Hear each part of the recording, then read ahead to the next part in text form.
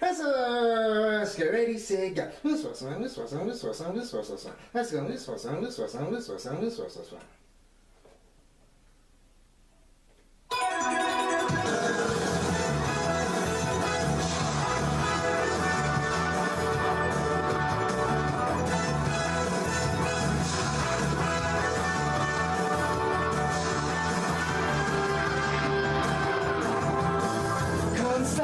Rainbows in the sky, let's fly away like a bird. You're free to see the boundless face of the earth. Let the wind blow you like a knife and glide away. Far beyond the clouds, you'll find another place.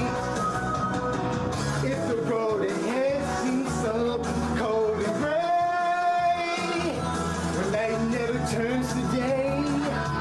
Don't you be afraid. Go and fly away. Chala, hey chala. No time to hesitate. Go on and search the earth. Within it lies a magic surprise. Oh, chala, hey chala. Don't be afraid. You got the power to get through the darkest nights. Chala.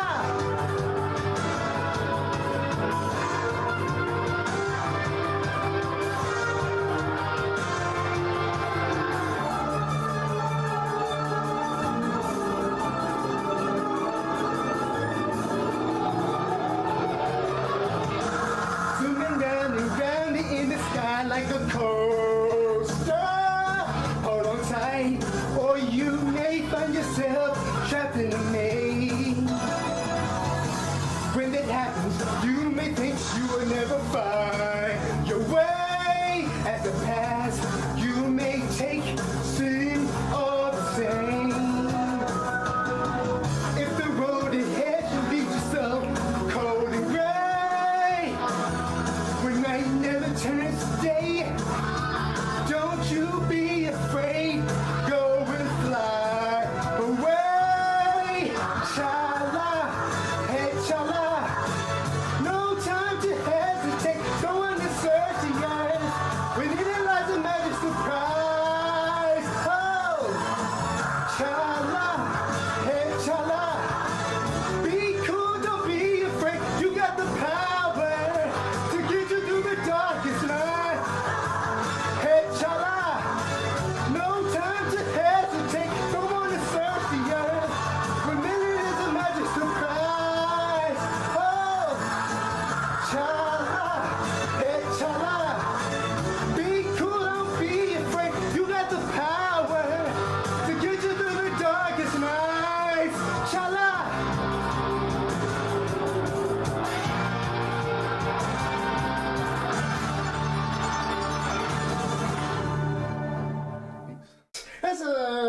Let's get ready, say, go. Let's go.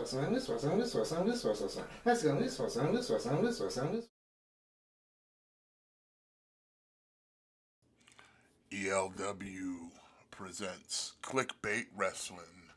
What's going on, people? This is your boy Smith, as always joined by my North American Thick Boy tag team partner, Mattitude 22. What's going on, bro? Just chilling Monday night.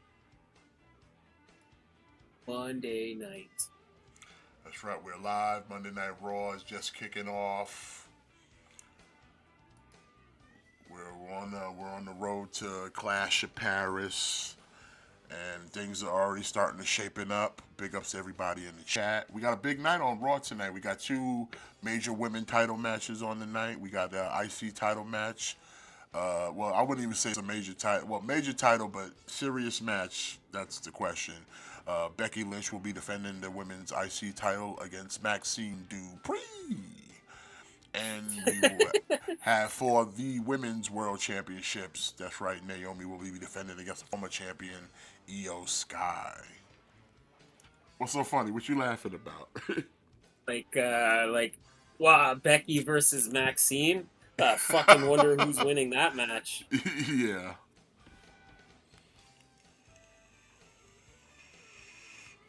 but like on paper, you do have 2 title matches on the night, but we already know one match is like literally gonna be like banana squash, and You know what the though? other match will actually be a match where one will just be a banana squash.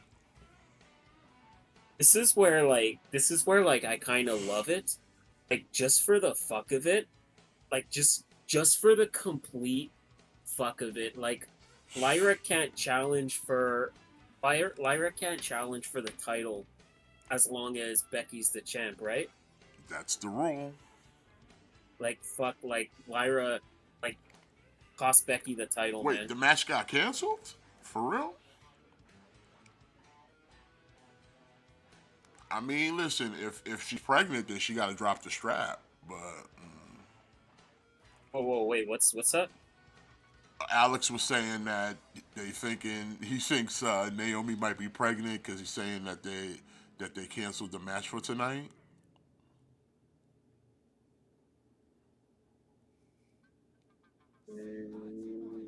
Okay, I didn't. I mean, then yeah, you gotta. If that's what it is, then yeah, you gotta drop the title. What's this? Evil Uno running a charity show on YouTube, a 22-hour wrestling match for the Canadian Cancer Society. That's what's up. When is that? When is that going down? That sounds awful. What, a 22-hour wrestling match? Fuck, I don't want to watch a fucking 22 hour. Who the fuck wants to watch a 22 hour match? I don't think it's one match for 22 hours. I think it's just going to be wrestling for 22 hours, maybe. I seriously doubt someone's wrestling for 22 fucking hours in one match. But I remember there was one show where Chris Hero did it, and I think he did something where he was gonna wrestle for he was gonna wrestle for some ungodly number of hours, and like he's basically like you'll just keep fighting opponents until the time runs out. Something like Oh, that. breaking news. I don't know. I'm tripping.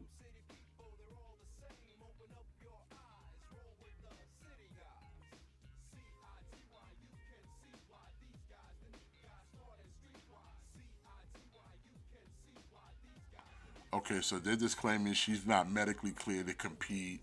I don't know if she. I wouldn't go with the thing. She's pregnant. I would say more of anything. Then it's just probably just storyline again. Like WWE. Like I said, she's a heel right now. So like I said, it would be out of a heel. Wouldn't be a heel move if they did something to say I'm not medically complete to defend my title. So like I wouldn't put. Like I said, if it with WWE, if it is something real like that, they probably would have just flat out said it. You know what I'm saying? They would have just flat out said it. Same way when Becky got pregnant. It, you know, Yeah, there was no yeah, really like going around it. She they just flat out said, "Here you go, fuck it, I'm out. I can't do this because." I mean, they've done it with several females before where it was like, I'm out. I'm pregnant. I can't do this. Remember Awesome Kong? Same thing. Can't fight. I can't beat you bitches up. I'm pregnant. Gotta go. So it's not the nothing thing new is, that they like, haven't done before. Of like, if you pregnant, you pregnant. You gotta go. yeah, like, cause like, let's say if it's a thing, like, let's say you're pregnant, there's there's no point in delaying, like, there's no point in drawing out the process. If you're pregnant, you're on the shelf for year over a For year, not so like, for at least a year. You out. So it's just like you there, might as well give up. If that was the case, she'd have came out. She'd have just gave up the belt because it's like I'm pregnant. I'm out. I can't do no storyline. I can't run no spots. I'm done. I gotta go. There's no yeah, purpose. like There's no either purpose in keeping me around. I'm pregnant. I can't do nothing in the ring. Sure shit can't take no bumps. So here's the that's belt. right, I'm out.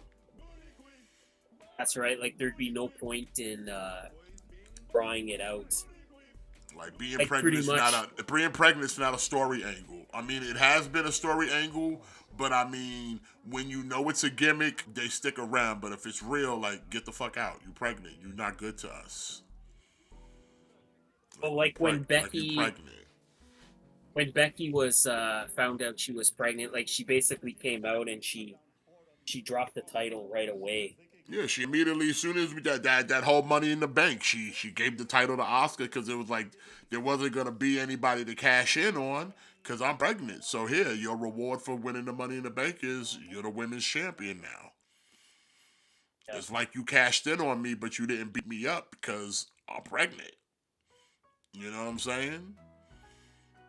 Yeah, So it's like like, I'm not yeah, like saying if Naomi was pregnant, they probably would just say it and just be, and she got to go. She probably have a big speech talking about how she'll come back and get her belt back, whatever the fuck. But she would just have to hand over the belt and fuck off because she pregnant. Ain't nobody wrestling a pregnant woman, and nobody wants to see a pregnant woman wrestling because baby and all. So I'm just hold off because, like I said, right now WWE's trying to subvert your expectations with some of their like stuff they tell you in the public eye nowadays. You really can't take them at face, especially after that Seth Rollins shit. You really can't take them at face value right now yeah. because they went out of their way to try to deceive you. You know, when you We're got in dude the hobbling and crutch. I mean, but it's nothing new because that's the kayfabe of wrestling where some wrestlers used to do that shit where they would play up an injury and even in the public eye they would still look injured to keep kayfabe, which is great.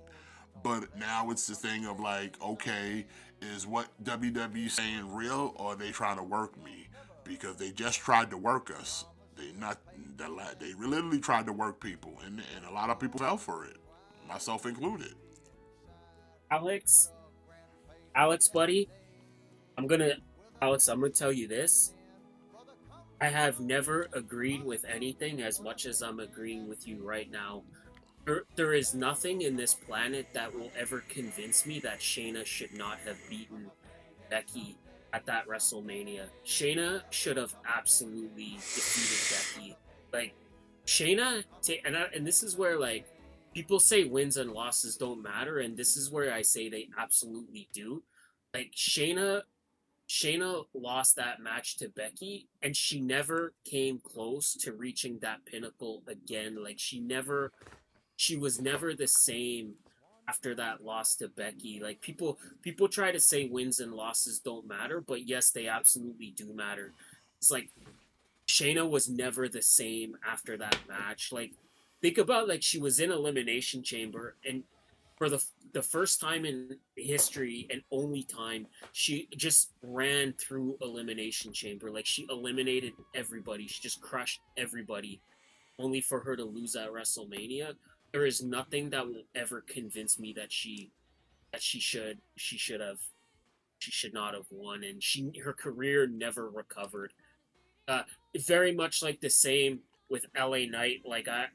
Again, I don't care what people say. Like when LA Knight lost to Roman Reigns at Saudi Arabia, it was never the same after that. Like Speaking of people LA try to Knight play it coming like to the ring right now to interrupt CM Punk talking about getting his title back.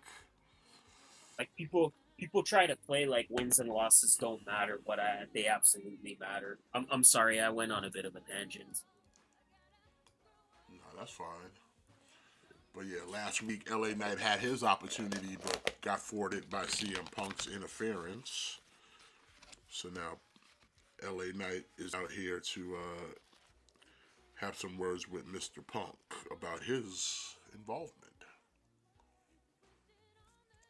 Oh no, they shake hands first.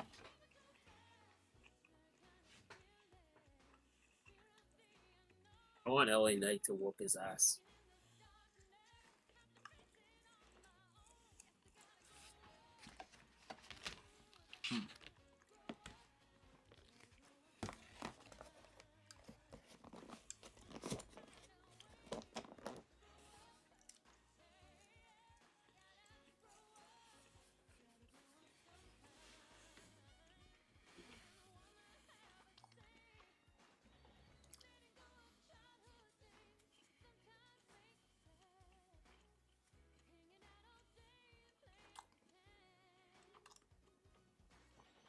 But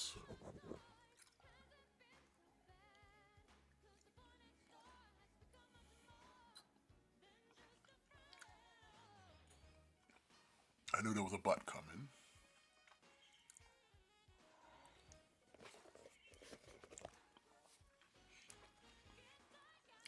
I wouldn't call Karrion Kross this generation's Test. He can actually talk. As well as wrestle.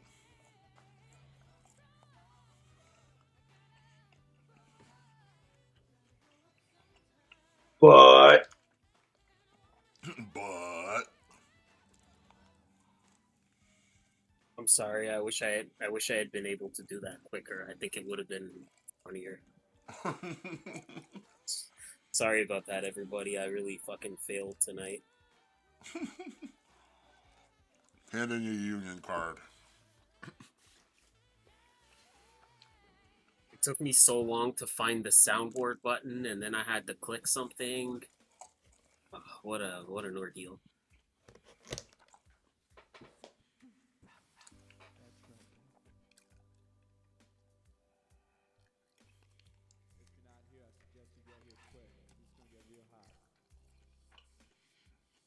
Yeah, it's too bad. Alex, I think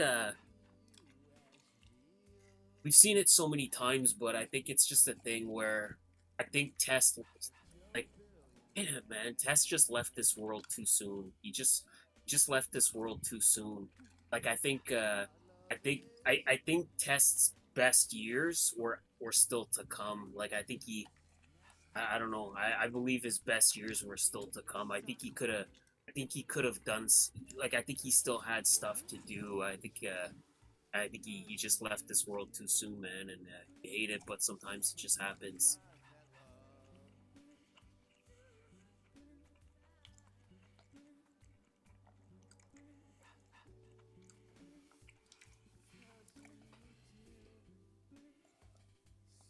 Are we gonna get a Punk versus LA Knight match?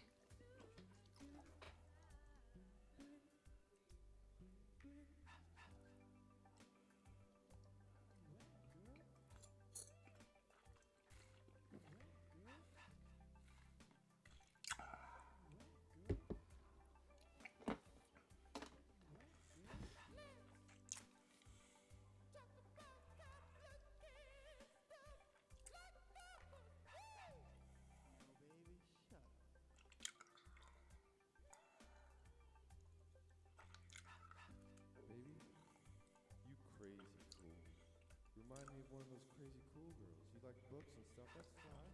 That's fine.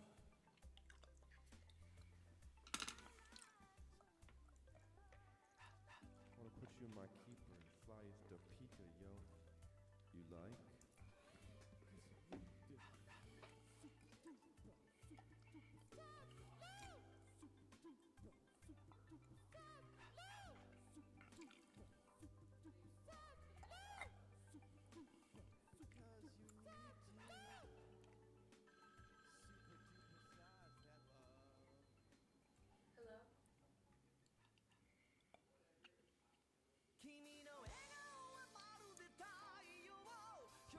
They're doing each other favors.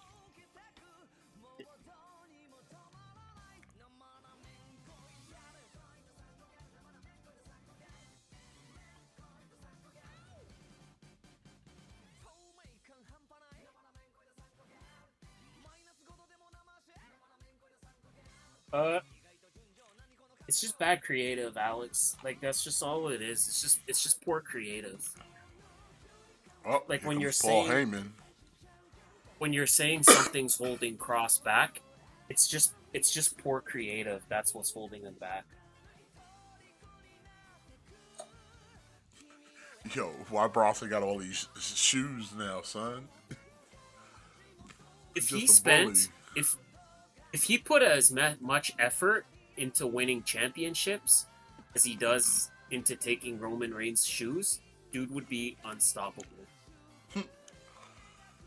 Like imagine if he put that half as much effort into winning a championship.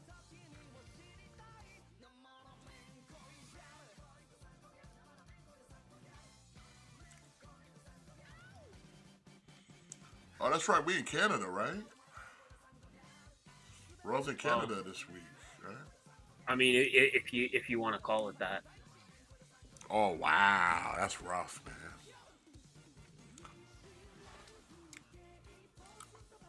Well, we don't. We're not down with the Quebec. It's just because they're separatists. They want to be considered separate from Canada. They don't want to be a part of Canada. They want to be their own country. They're like separatists.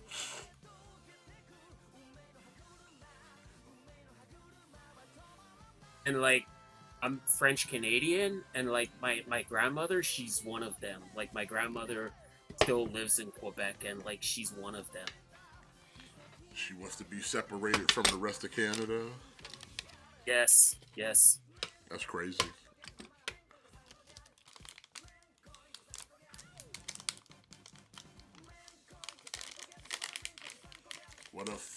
What if Canada becomes a part of America and Quebec just stays itself? Then I don't know. I'll be happy, but I mean, it's all North America. tear down the just tear down the invisible line. Tear down the invisible line. It's all North America at the end of the day.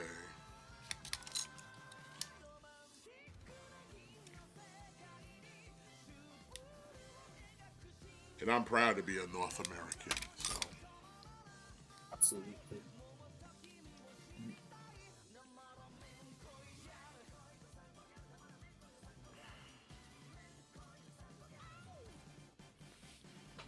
oh, tag team match: CM Punk and LA Knight versus the Brownie Boys. I'm okay with that. I'll take that. I've noticed that CM Punk has started to become a lot more active. Do you find, or is it just me?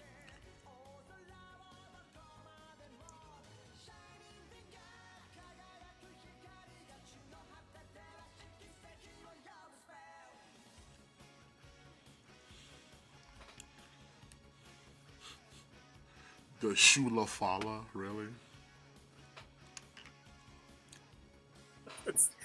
That's the dumbest shit I Well, I guess they figured they lost the women's title match, so they have to have a decent main event on the card tonight. Because the rest of the card is kind of shite. Especially with the whole Becky and Maxine Dupree.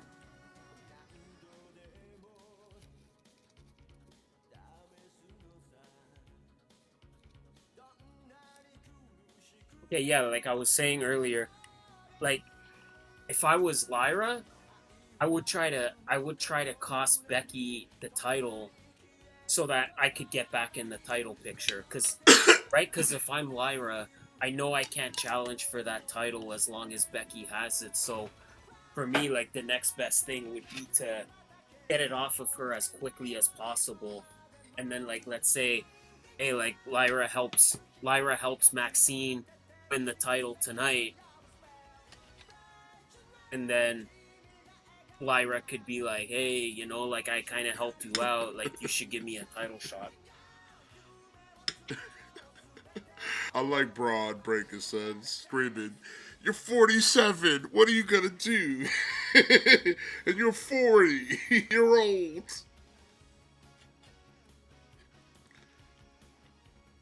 That's that Steiner blood, son. It's wild. It's reckless. It's volatile. Why, you know you're cool when you wear a Rob Zombie t-shirt to Monday Night Raw. Yeah. I bet that guy gets tons of bitches.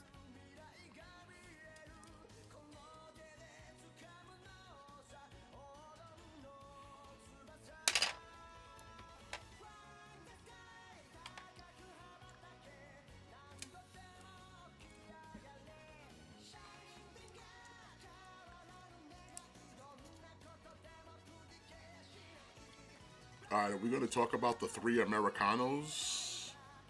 I don't know, it's kind of getting out of hand. It's getting too out of hand.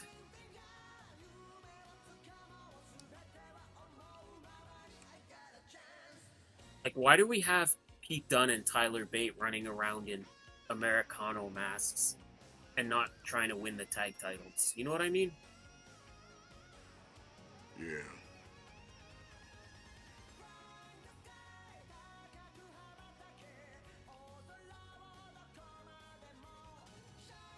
A grande americano.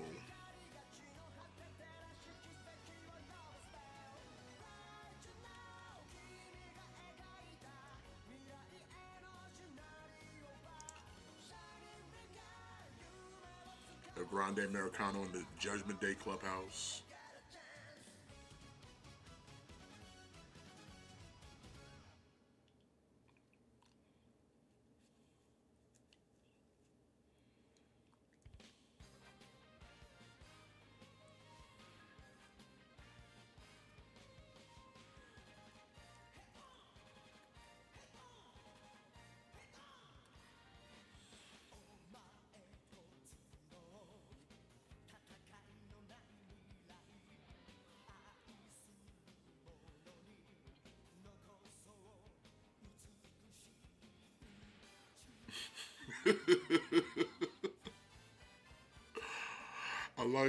I do like give shout out to Ludwig Kaiser committing at least, bro. Cause let's be real, he wasn't doing much to get on TV anyway, so this just gets him on TV. So Yeah. and he's committed to the El Grande. I can't be too mad about it.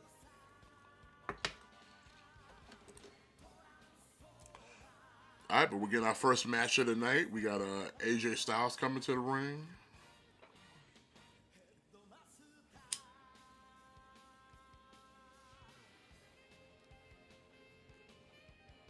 They don't want none.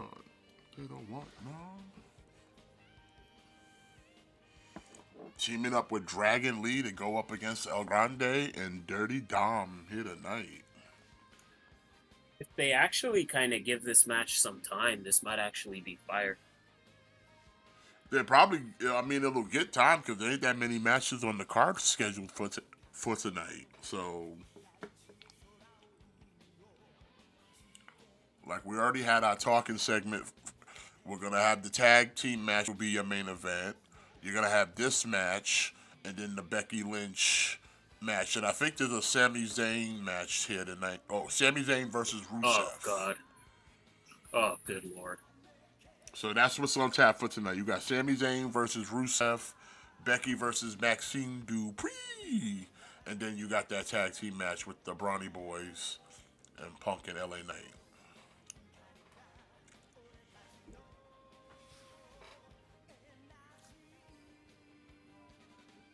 And then, like I saw, so you would have to imagine this tag team match is going to at least probably get like 10, 15 minutes.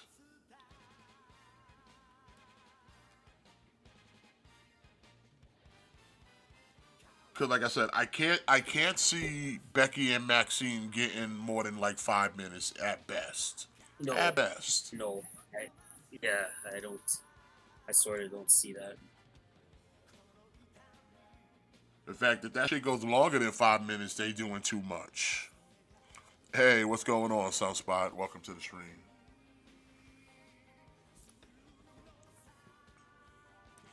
I would see. Here's my thing with the other El Grandes. I wouldn't mind if Ludwig's El Grande Americano. The other two need to have a different name. They need to just be El Grande Henchmen because we can't have like 3 El Grandes and then the other 2 aren't even wearing the proper mask. So they need to be identified as like El Grande Henchmen or something because 3 El Grandes is not working when the other 2 do not even look like the other guy because the mask is different. Yeah. Now, if they do that, then I'm fine with it. And again, I guess it's something for, I guess Pete Dunne and Tyler Bates, they got nothing for them, even though they have tag teams in a tag team division. You know, maybe change the name. New Catch Republic wasn't as catchy. Change the name. I think it's because New Catch Republic is too similar to No Quarter Catch Crew. It is, but it's also just it doesn't roll off your tongue. They should be like, go back to British strong style or something. Yeah, like I think they should just be that. Like they should just be British strong style. I don't know why we don't go back to that. Hell, if Trent Seven could get his ass into shape, maybe we could reunite Mustache Mountain, but he's too old and pudgy. Gotta lose some weight. Yeah. Unfortunately, yeah. I mean, he's not even like old. It's just a thing of like, he just needs to get in better shape. But it's like, ever since I've seen Trent Seven, he's slowly just gotten fatter and fatter. And that's not a good thing. You should be getting in better shape, not worse shape.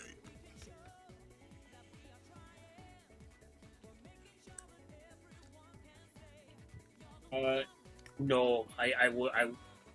Be honest. I don't think I would like almost as Americano. Like I don't like the whole Americano thing at all. Like I don't like any part of it. I don't like any of it. Yeah, but here's the thing: the multiple doinks all look the same. It's one thing to have multiples of a something, but if the other multiples don't look like the original, then they're just minions. The other doinks looked like doinks because that was the trick, the twin magic, if you will. But it's like the other quote unquote Americanos don't look like Americano. They're not even wearing the same fucking mask.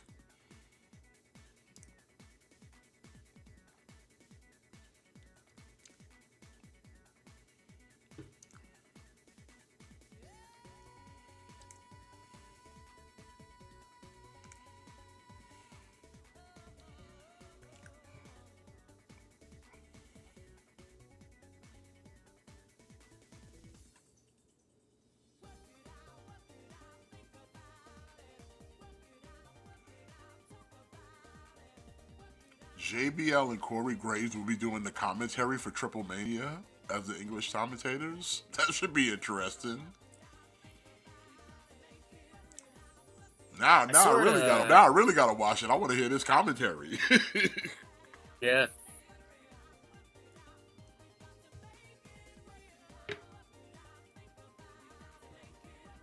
That's a unique choice. I mean, Corey Graves I can see, but I'm surprised they didn't go with JBL. Corey Graves and Conan.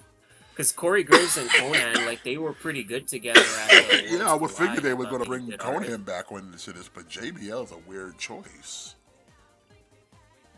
And Conan is good because, like, he could give insight. Like, okay, like, you have, like, on that show, you have Al Macias defending the Latin American title against fucking, But to be fair, on a realistic standpoint, JBL was usually the knowledgeable one when it came to commentary. Like, he knew histories of other wrestlers, so I can almost kind of understand why they probably picked him, because he was pretty knowledgeable back when he did the commentary for SmackDown. And like I said, all gimmicks aside, like, I think he knows about Mexican wrestling because he wrestled in Mexico for years.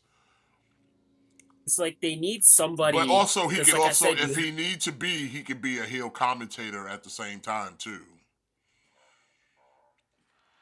If they needed him to be, I don't know if that's why he's there to play that role, but who knows? like you have El Macias defending the Latin American title against Wagner Jr., and I would think they would want Conan there to explain, like, fill in the gaps, like what's the story behind that match, like what's the Oh, I'm pretty You know sure what I mean? Conan wrote the script for JBL to read that out. I would bet good money. Like, that's the thing about the, like, I'm pretty sure the script of reading out for exposition purposes for the English speaking crowd, I think WWE's probably on top of that. yeah.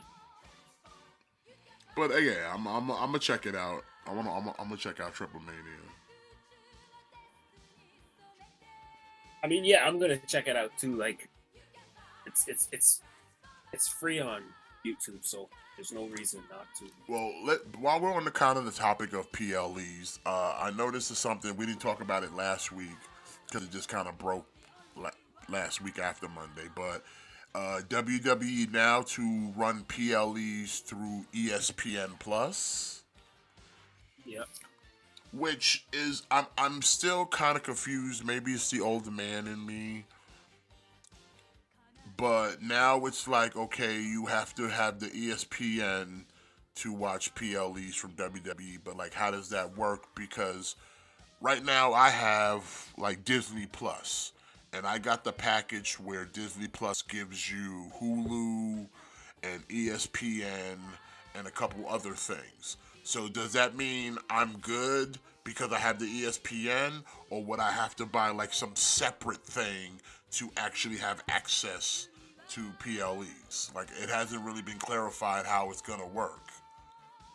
No. Also, what the fuck do I do? Do I now just get rid of Peacock? Like, like how does that work? Does the library stay on Peacock, but the PLEs just go to ESPN? Like, it's just that this whole thing is like, why did you get rid of the network? If you're gonna do all this, why did you get rid of the network? Yep.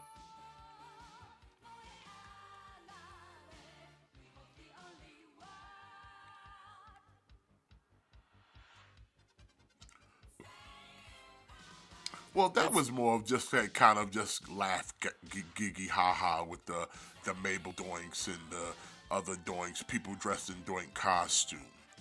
But even then, they were still trying to look like the same clown. Even then, they were still trying to look like the same clown. Now you have to have kind of ESPN. funny, ha ha. You have to have ESPN to watch the pay-per-views. You have to have Netflix to watch Raw. You need like the CW to watch NXT, and then you need USA to watch SmackDown. Like their stuff is all over the place now. Which, why we can't just move it to one network, have people pay a flat fee, and you'll get your like ratings of like what is it people are watching, because they'll all have to pay to get all the services. Like, yeah, I never understood when the network did become a thing to just go, hey, why don't y'all just move Raw and SmackDown to the network? But I get it. They want more money for advertisements.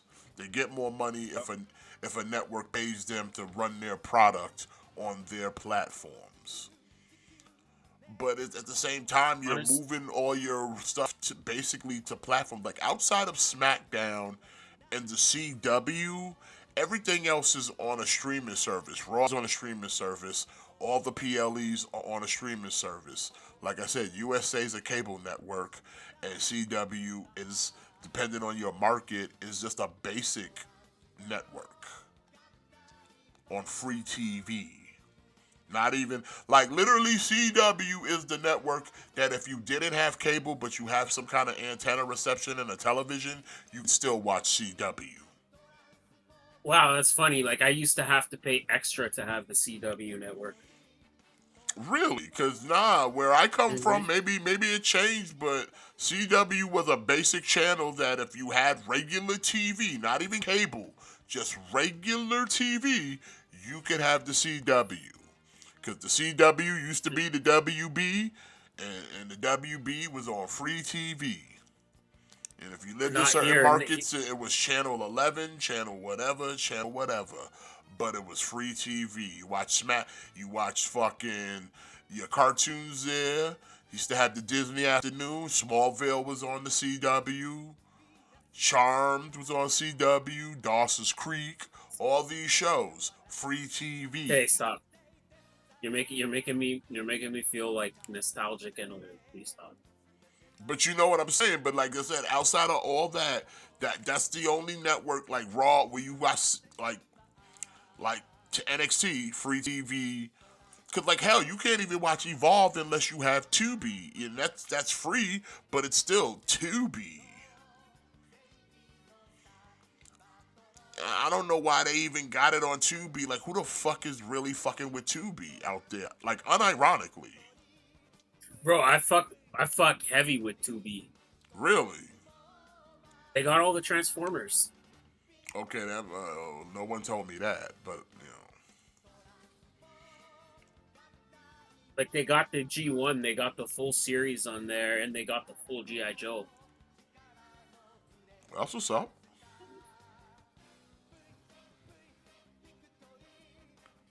Nothing wrong with that. No.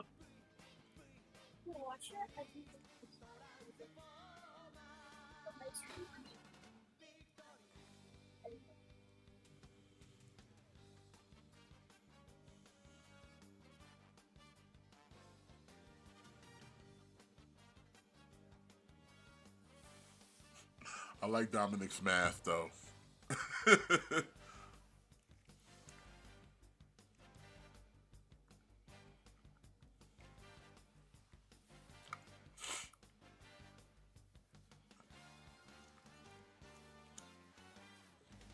I like this new side for Dominic to wrestle with the mask on. That's pretty dope.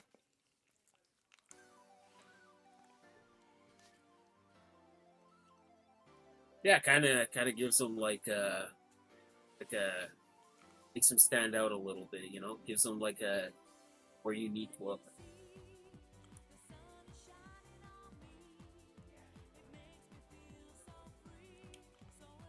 And like I said, I think he's improved through the years. So like I said, he ripping at needs the to mask. he needs to change something about himself in a sense. Like he needs to be a character, like not just Dominic Mysterio. Like he needs to be his own character, like his own person. Like you don't need to be Dominic Mysterio. Like be your own individual.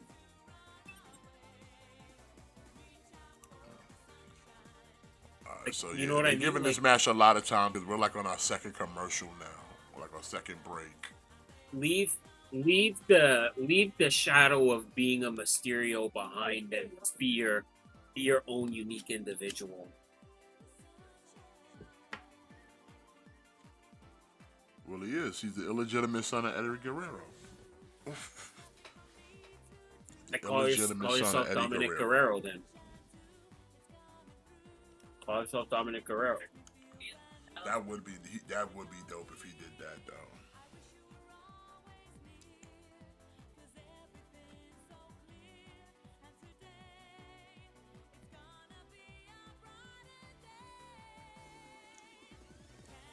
In fact, like really pimp it out, call himself Dominic Guerrero Jr. As if there's a senior.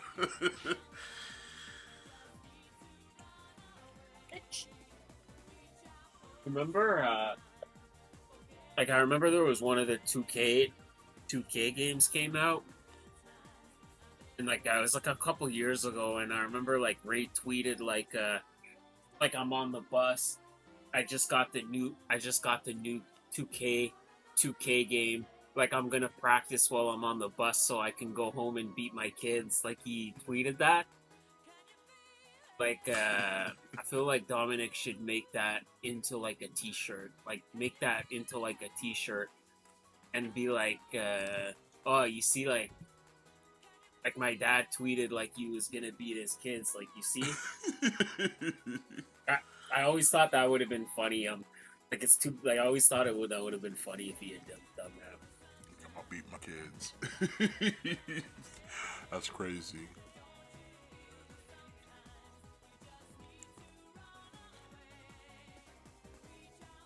I mean, listen, if good for Lola Vice for signing a new contract, and also good for Damian Priest if he is. Good for him. I mean, I've seen some things like on social media that he posted or she posted, and they were hanging out on her birthday or something. I'm like, you know what? If that's what it is, good for him, son. I can't get mad at the process. Good for him, son. I'm not here to hate on anybody's parade. Listen, if that's what you pulling, good for you, bro. I thought he was messing with that Caden Carter chick, but I guess they just friends. But I thought he was getting that. I was like, hey, good for him. But if he upgrade to Lola Vice, listen, that's an upgrade, baby. Good for you, son. Good for Maybe you. he's like I said, my man Liam Neeson. Like I said, you know he fucking with Pamela Anderson now, right? Said I'm like, I thought he said that they were just friends though. I mean, if they are, whatever. But I'm like if it ain't, hey, good for you, son. Good for you. Good for you. Hey, That's not a bad. like That's not a bad upgrade at your age, son. And like I said, she's still looking good for her age. She aged pretty gracefully. Like I said, she's choosing to go no makeup route, and it works for her. And then you know she still got that body, so it's like, hey man, ain't nothing wrong. That's a win. I all I can say is good for you, bro. I'm happy for you. That's nice. like I think his wife died like a pretty long time ago. Like he stayed Yeah, single for, like, his a long wife was I forget her name, but she was an actress, and yeah, she died like a couple years ago. So like, you know what? Good for him. It's time for him to if he ready to move on. Hey, listen, Pamela Anderson's not a good jumping off point, bro. Plus, it's been years. The stink of like Tommy Lee and Kid Rock has washed off of her, so she's good now. Yeah. I'm saying time is passed.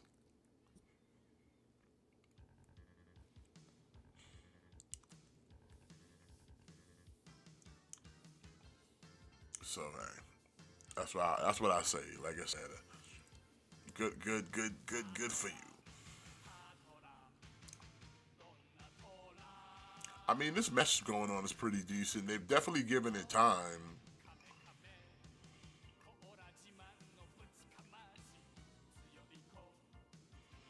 But Dragon Lee was taking most of that beating, though. Yeah.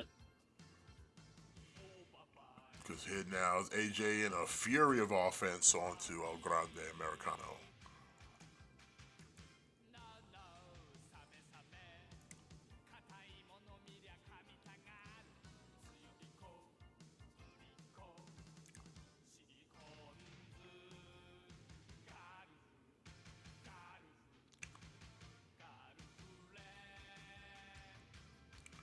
Uh-oh, Styles Clash. But he's not the legal man.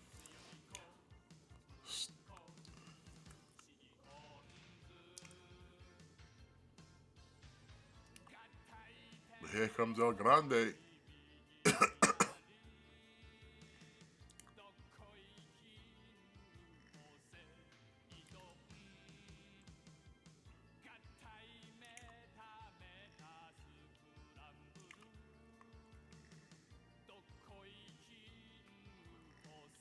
2 count after reverse DDT by AJ Styles to Americano.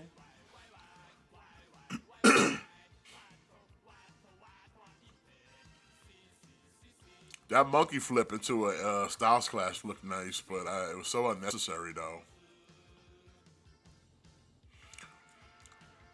But kind of going back to what we were talking about, like, I just think this whole ESPN deal is like, bro, what are we doing, man? Like, I really hope I don't.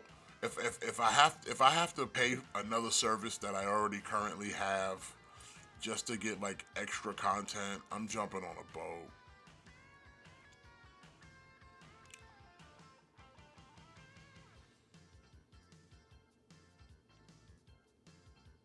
I don't know. Like, why did they ever get rid of the network?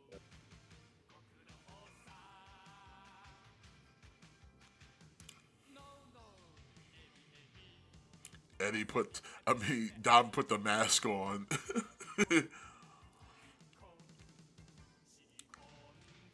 And put the plate in his mask. Oh, cover up. And El Grande with the win thanks to Dirty Dom.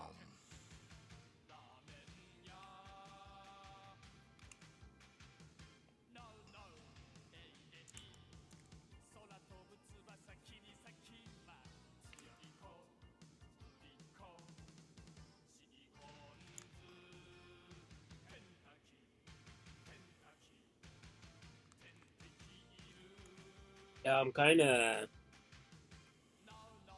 glad, Alex. I think the pay per view thing. I think is the whole pay per view model. I think is just outdated.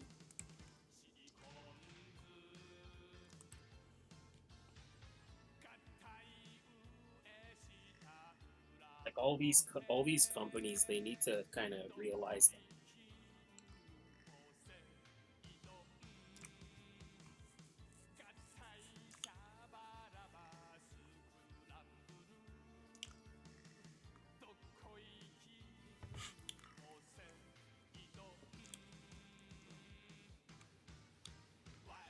Like, nobody wants to fuck with pay-per-views anymore. That's why everybody just jumps on a boat. Well, yeah, because they're too expensive, and the promise of getting like a show worth the price they ask for is like it's not worth it. You sitting there talking about 45, 50, 55, whatever, how many dollars for a pay per view, and it's mid as fuck. That's right. Like that's why the network was good at the time because it's like, okay, I pay this monthly fee, I get the pay per views, and yeah, some are good, some might be not that great, but it's like, hey, at least like I know I'm covered. And then it's like, oh, we're moving to Peacock, and you can still have it as long as you got the Peacock. Okay, I have Peacock, and now you're telling me you're moving it. So when exactly are we moving to ESPN then? I don't know. Like what's the due date of we jump ship to ESPN? Then I gotta figure out if I'm good or not. Because like I said, I already have ESPN and all that because it's a whole package with the Disney Plus that I already have. Like when I got the Disney package, it's like, okay, I don't really need Hulu anymore because it comes equipped with Hulu. Like I don't need the thing because I'm paying for the thing to have access to the thing on this thing.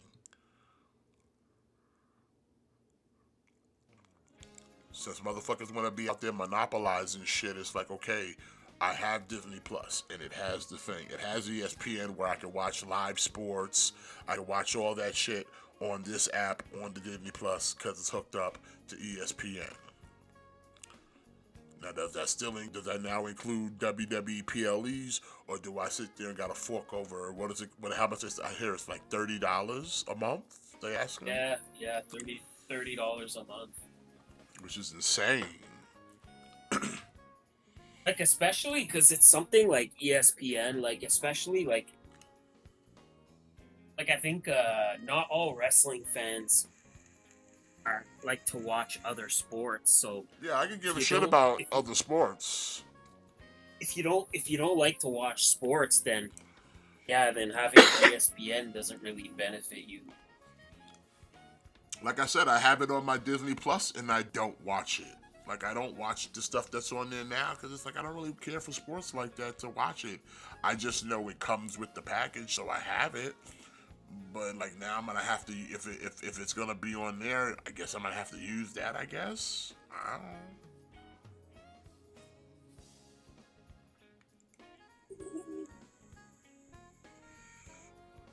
So now I'm trying to sit here and figure this out, and it's like I don't know why. Like I said, with all the streaming services that are out there, why did we get rid of the network? The network was the most perfect thing WWE has ever done.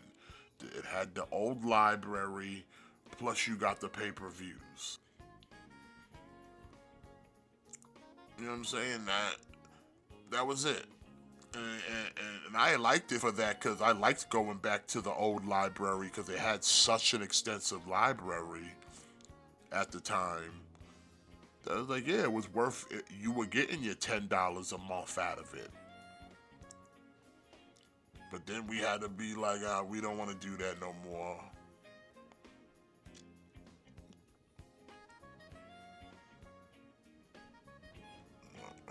Yeah. Ian said the network Stupid, sucked man. here. I mean, don't y'all still have the network in Canada? Oh. Or y'all lost the network? Ian, what didn't you like about the network? Yeah, what was there not to like about it? Like, you had the whole old school library of every other like AWA, ECW, all the old shit that they owned. You had that whole library, plus old WWE pay-per-views. What was wrong with it? Yeah, there was for sure a back library, Bro, my guy. it was It a was total back library. What are you saying? yeah.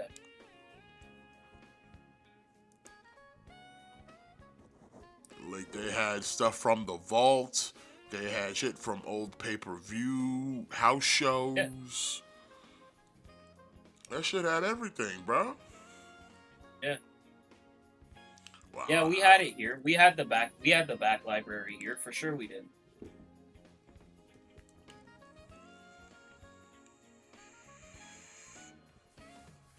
Like, Like, I I remember, didn't like it when it came to with the Peacock is fucked up because they got rid of half that shit. They got rid of half of what they had on the network. like we had the back library. Plus, there was like a bunch of independent companies that you could watch Progress on the network. Like you could watch Evolve on the network. Like you could watch WXW on the network. Yeah, any company that did business with WWE and they had the rights to the whatever tapes, that shit was there, bro. Mm-hmm.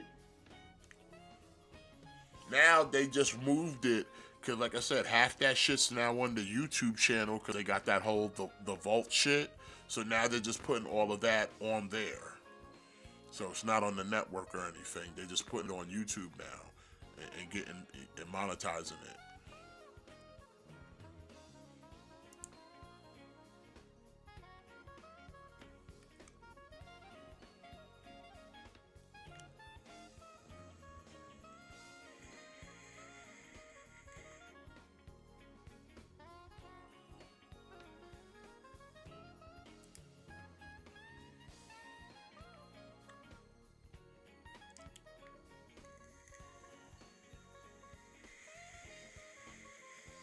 There was like there was like a different channel. There was like a different channel that you had to go to. There was like a on-demand channel. There was like a live channel, and there was like a on-demand channel. And then if you went online, you could watch more stuff on the website.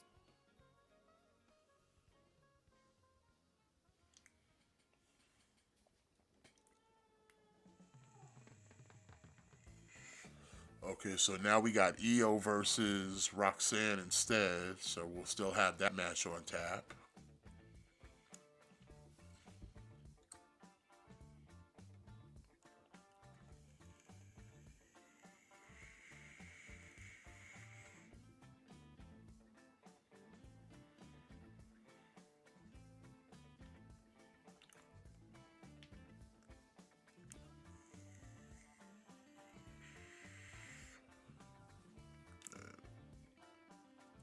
Who's winning this, Rusev or Sami Zayn?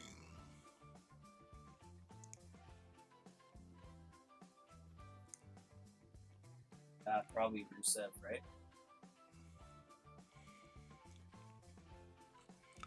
I don't know. Sami Zayn's been on kind of a win streak as of late.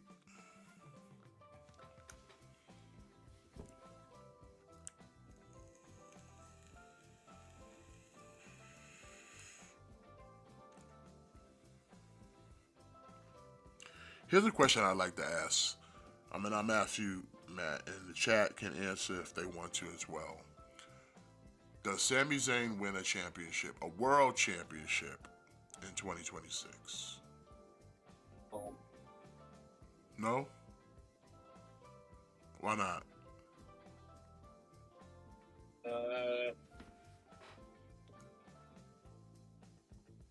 because he's so unbelievably boring that that would be the least viewed title reign in the history of WWE, because nobody would be able to stay awake for any of his matches. Nobody would be able to stay awake for any of his title matches to get through. I don't believe Because that. he's so incredibly boring. I don't think Sami Zayn is boring. Oh my god, like he's curing my insomnia by the minute. Like I want to fall asleep just looking at him. See, Alex says yes at WrestleMania. No. No.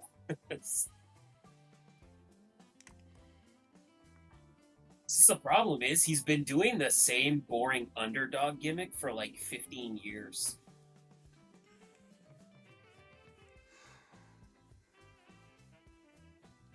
Yeah, I mean, no, we talked about this before, where we've established like he's not an underdog. If you look at his like pedigree just in WWE, it wouldn't say he's an underdog. He's definitely like a mid carder to lower main eventer, but he's not an underdog. Multiple time IC champion, tag team champion, NXT champion. Like, So it's that's not what like I it's mean. not Like, like you're it's not like he's out here being a jobber. So it's like to sit no, there and say you're an underdog is like, yeah, you're not that either. but that's what I mean. Like, your gimmick, your gimmick, your character, your character can't be that you're a consummate underdog. Like, you're always the underdog. Like, but you're like Now, one of the most winning superstars in WWE. now are Like, they that's trying to the put out issue I the have. projection of he's an underdog based off of his size, like his stature? Because I would say That in it, maybe, but even then it's like he's only small because he's not like bulged out with muscles, but I wouldn't say he's a tiny dude. no, Like, sure, he looks a little underweight in compared to what like Rusev here, but they're not like height wise like well Rusev's a monster towering over him or nothing. No, they're same height. So it's like he's not a small dude. He's just not some big bulging, muscular looking dude. He's literally got like the dad bod. He's the guy that like, you know what, I'm not incredibly in shape and I probably eat some cheeseburgers once or twice a week. But, I still got good cardio. except I think he's vegan, so he's not eating cheeseburgers. Well, then I'm eating Impossible cheeseburgers with Yeah, the that's vegan really cheese. Yeah. But either way, like it's just like he's got a dad bod where it's like there's a little bit of muscle there, but it's like it just shows that like we're not hitting the gym as hard as we should be.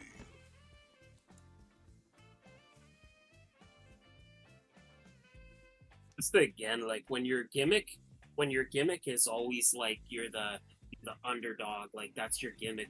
But when you're in like the top 5% of intercontinental champions, like there's only 4 people that have held the intercontinental title more times than Sami Zayn. But like your thing is like your whole thing is you're the underdog. But you're one of the most decorated intercontinental champions in WWE history. But your gimmick is always that you're the underdog. That's just at a certain point it's just like it's not believable. Yeah.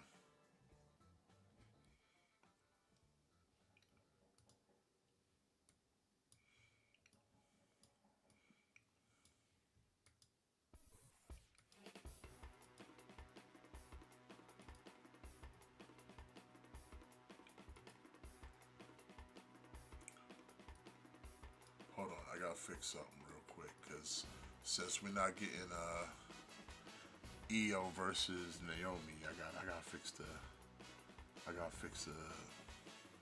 thumbnail a little bit. Hold on a second.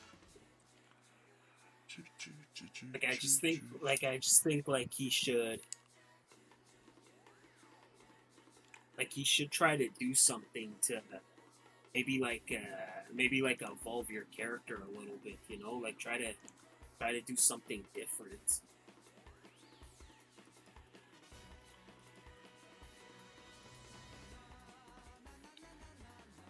There we go. We're gonna put it right here. There we go. Roxanne. She here now. It was Naomi. Now it's Roxanne.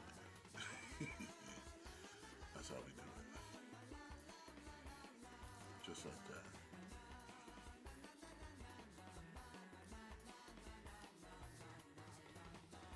There we go. Roxanne hang out there with EO. See, it's like she was there the whole time.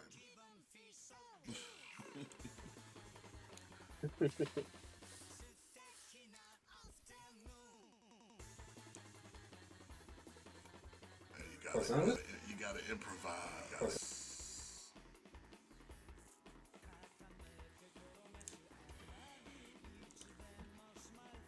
But speaking of other things going on the thumbnail, Clash at Paris is coming up soon, and it's shaping up to look like Cody's first challenger after winning the title back looks like it's gonna be Drew McIntyre. Which I think is a good. It's not gonna happen, but put the title on Drew. Nah, they're not doing that. Put the title on Drew. These two men have a very long history. Former tag team champions, long time ago in history.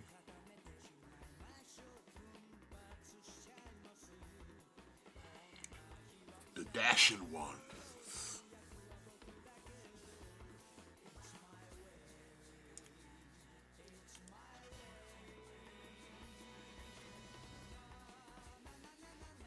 Yeah, Almacias versus Undertaker would have been alright. But also, I think we're getting a John Cena versus Logan Paul.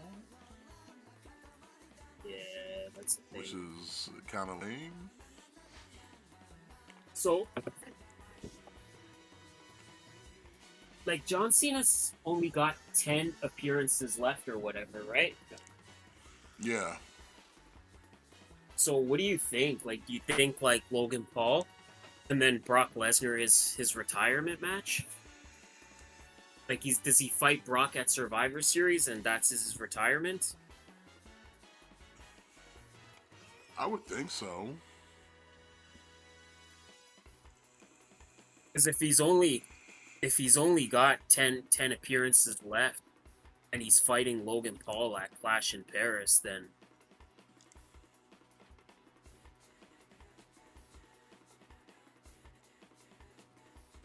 I would think after this match with Logan Paul, the rest of his time there would just be kind of back and forth with Lesnar, I would think.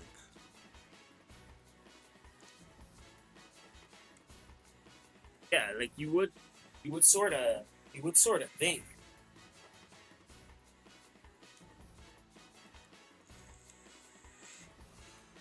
Rusev beating the shit out of Sami Zayn right now, by the way.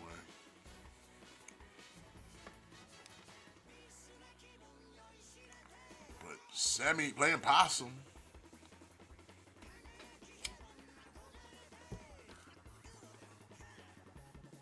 Sami looked like he's setting up for the haluva kick.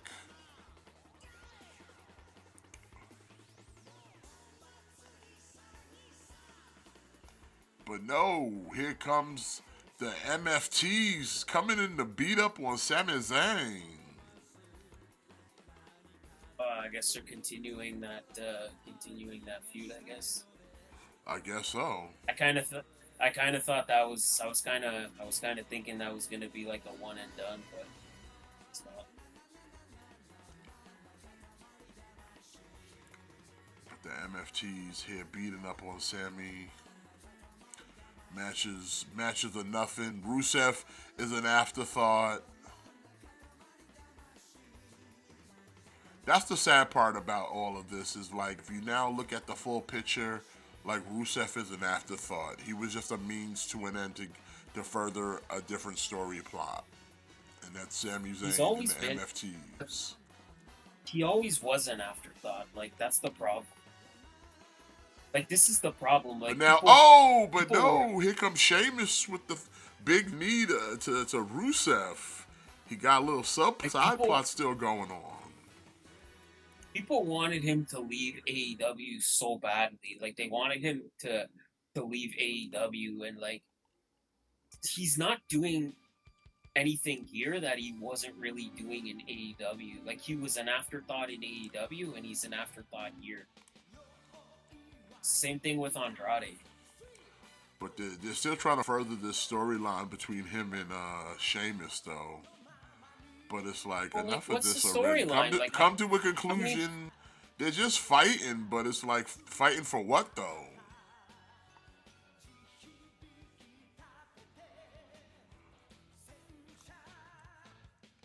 It's either fight or become a tag team. Do something.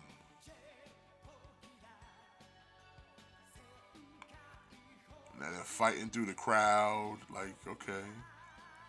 But like I said, he's still an afterthought because the main focus is Sami Zayn. You're just kind of a C plot.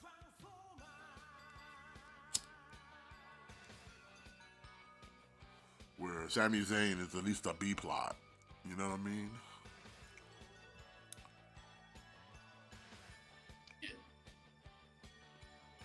Because even technically, if you wanted to count it, like, Sammy got attacked, so that means it's a disqualification. That means you lost, Rusev.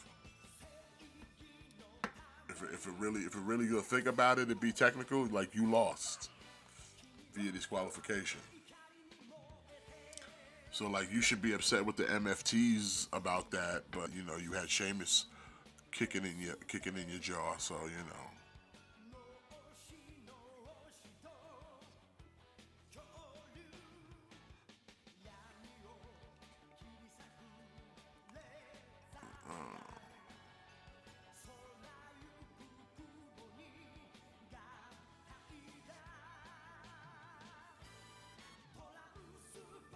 I don't know what they're gonna do about that though.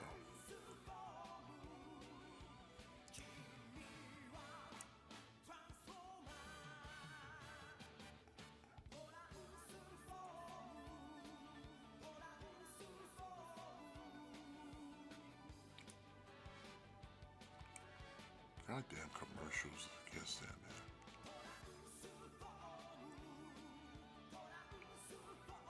You done with Cody, Alex? I'm not looking forward to any of his feuds. I mean, listen, right now he's the guy that they want to be like the face. So yeah, he might be champion for a while. This is the second reign. Do I think it's gonna go a whole nother year like the first reign? No, I would hope not. I would hope they would want to put the belt on somebody else. But right now, like I said, he's until someone else comes along that they feel are like, yeah, we wanna put the belt on them. I don't know. I would say Cross would be a good choice, but you know, I don't know what they're doing with the dude, so.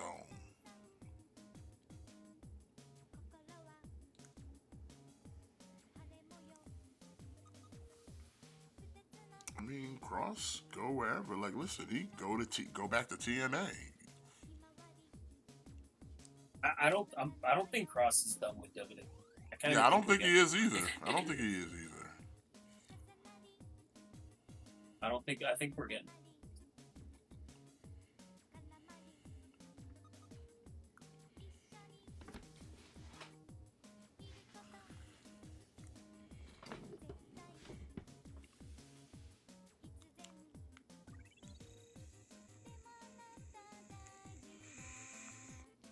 Like, pretty much Cross was saying, like, he said in his video that he wants to finish his career in WWE, like he wants to end his career there. And apparently they offered him a new contract, so like I'm pretty sure he's not going anywhere. I think we're just getting. Like I said earlier, he's a Triple H guy. I don't see why. Like I feel like there's something in the works for him. They keep him around like behind the scenes all the time. Like even when he wasn't doing nothing, there's always like a shot of him just in the background. Like they just want to keep him in your eye. And it's like he's like I said, when he was in NXT, you saw what kind of monster they made him. But like now he's like main roster. It's just like trying to find the right spot for this dude. But like yeah, I don't think like they're letting him go. You know, I don't think he wants to go anywhere. So You know, Alex, like a couple weeks ago, we were talking about SummerSlam, and we were talking about how like Seth Rollins has been seen walking around on crutches, like he's walking around on crutches, and we were talking about it like there's no way he could be. There's no. This has to be a legitimate injury if he's walking around on crutches, and look what Yo, happened. so last week we had the ridiculous big hat. Now we got like the smallest hat on our head. Xavier Woods is a fool, son. Mhm.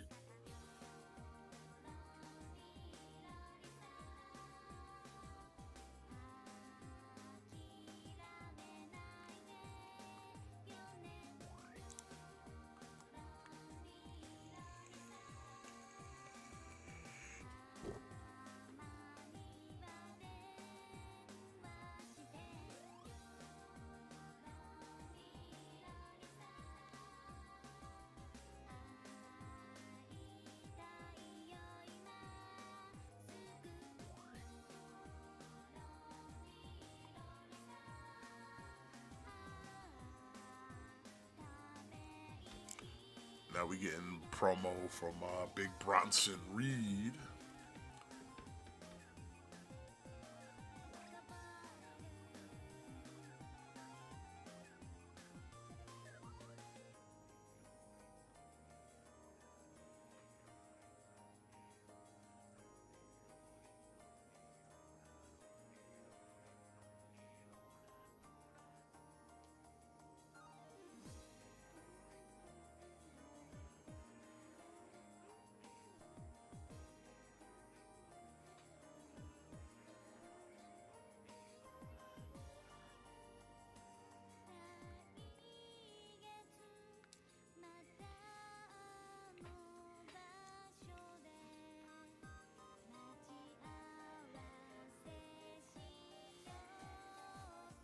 So we got the Brownie Boys and the two men with letter first names, LA Knight and CM Punk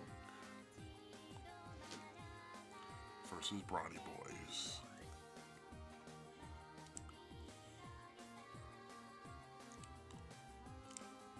EO about to come out to the ring, get ready for her match with Roxanne Perez. See, why do I get the feeling that Naomi might come out and jump EO because she's not injured and just being a heel? I don't know, man. Like I'm just assuming everything is.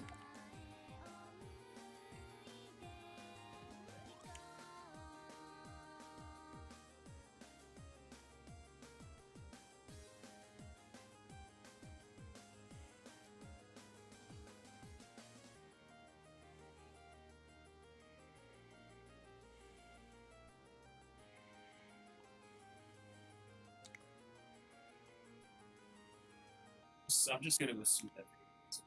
I don't know.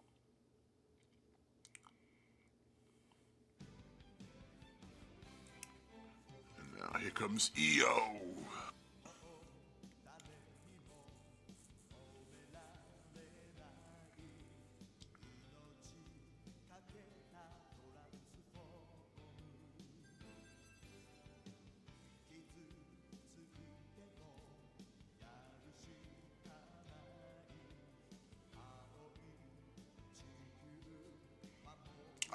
I feel like Naomi's gonna come out here and jump EO, son, during the match, or like towards the end of the match, Naomi's gonna come out here and jump him. I'm calling it now, son. You take anybody taking action against that? How about you, Matt? Last week you predicted that we were gonna get a new world champion. I'm predicting the women's world champion is not injured. It's just a heel chicken shit, and is gonna jump her would-be challenger at towards the end of this match.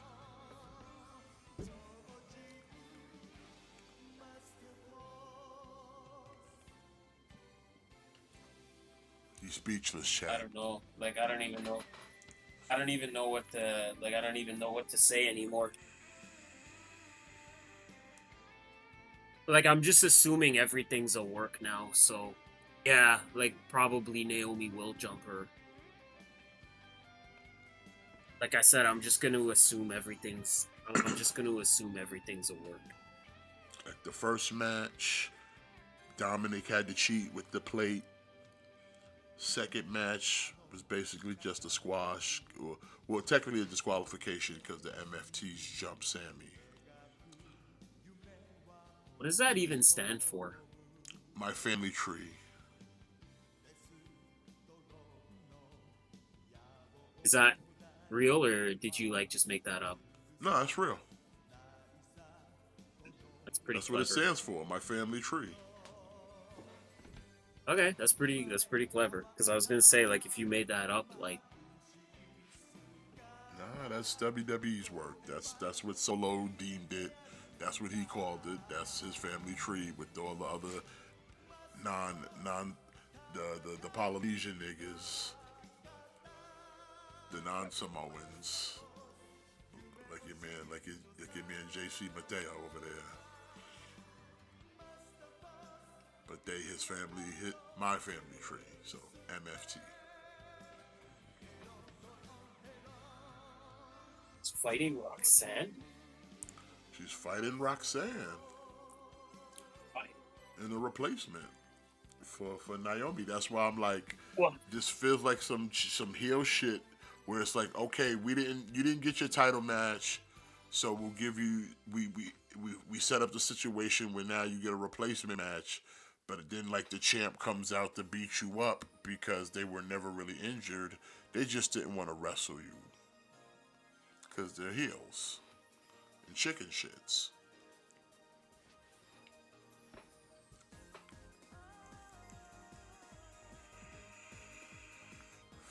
Like they'll let the ladies have their match and it'll be probably decent.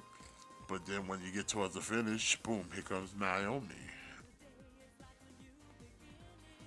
I guess I'm just like wondering, like, in what world is Roxanne a replacement for a title match? Well, that's why she had to talk that hotness in the backstage to warrant this match.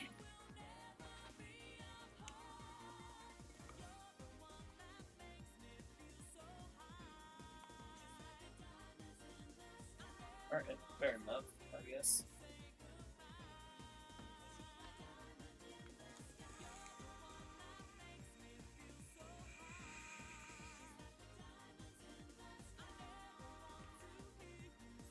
So let's see, how long does it take before Naomi shows up to fuck shit up? Because then we'll get the whole, hey, yo, have the match at Clash at Paris or some bullshit. Probably. Against Naomi, you'll get your title match at Clash at Paris. Yeah, just I don't know, Alex. Like, going back to the Cross thing, like, I don't know. Like, until he shows up in AEW, I'm not gonna believe that he's gone. Like, if he shows up on Dynamite this Wednesday night, then okay, okay. But until that happens, I'm not gonna believe that he's gone. I don't know how you think it's a myth. I mean, the dude came to NXT, they put the rocket on his back, they put the title on him. The only reason he did not have the title is because he got injured. But then he came back, what'd they do?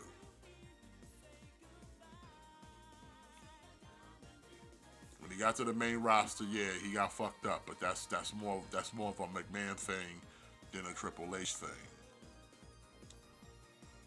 And even like I said, even when they let them go, who brought them back? But I mean, it's not like he's done anything with him either. I mean, yeah, he hasn't done anything with him, but clearly there's something about him that he wants to keep his ass around. That's what makes you a guy. Like, it's like, hey, I don't know what you do, but when I figure it out, I need you to be here so I get you to do it. But you my guy. Yeah.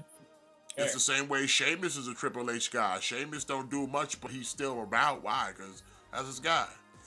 And there's something about you that I'm going to keep you around when I need you because, you know, And Sheamus was the same way. They put the rocket on his back. He became champion. Now he's just kind of coaxing through whatever because the roster's so full now that his place has kind of been diminished.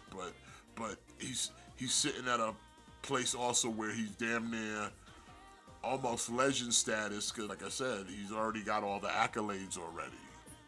Multiple time world champion, multiple time, like, you know, I think we still missing what? The IC title, and that's it to go Grand Slam? Yep.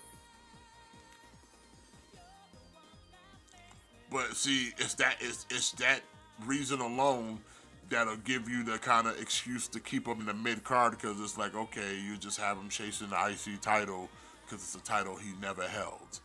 So we can take this kind of usually main event guy and keep him in the mid card while we elevate other dudes to the main event. But if at any moment we needed him to be in that main event position, we know he can be there because he's done it before.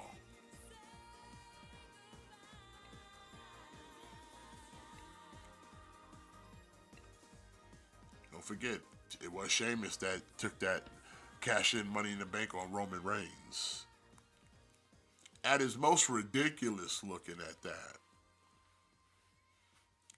Like, them braided beards and mohawk didn't do him no favors. Wasn't his best look. Oh, it was not. That is an era of Sheamus I don't like to think about. We were doing the bearded braid. The beard braids. This is like, nah, bro, what we doing, man?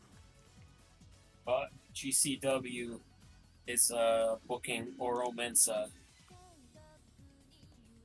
Okay, good for Aura.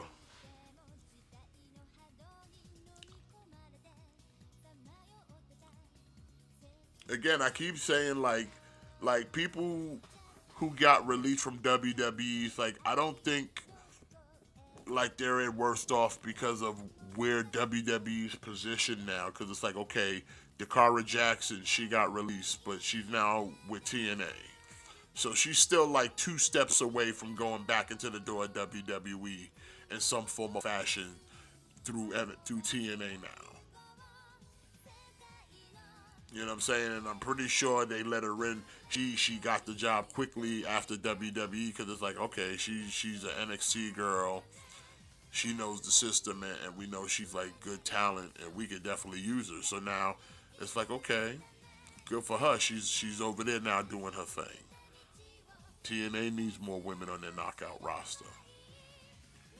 So it's like you can't always look at it like, oh, they got released and shit. Like, yeah, there's nothing for them here because the roster's bloated, but you got all these other outlets now you can go to and still find yourself getting back into WWE. But like until then, you still gonna make money. You still gonna be on somebody's TV. And you could just, like I said, raise your stock value so that when you do go back to WWE, you get a little bit more on that check next time. Yeah.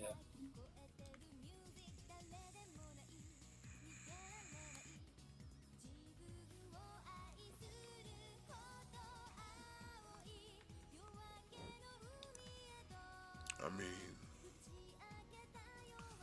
I think Drew McIntyre, Cody Rhodes, best example of like, get released, go out there, raise your value, and then come back, and then they treat you like a star.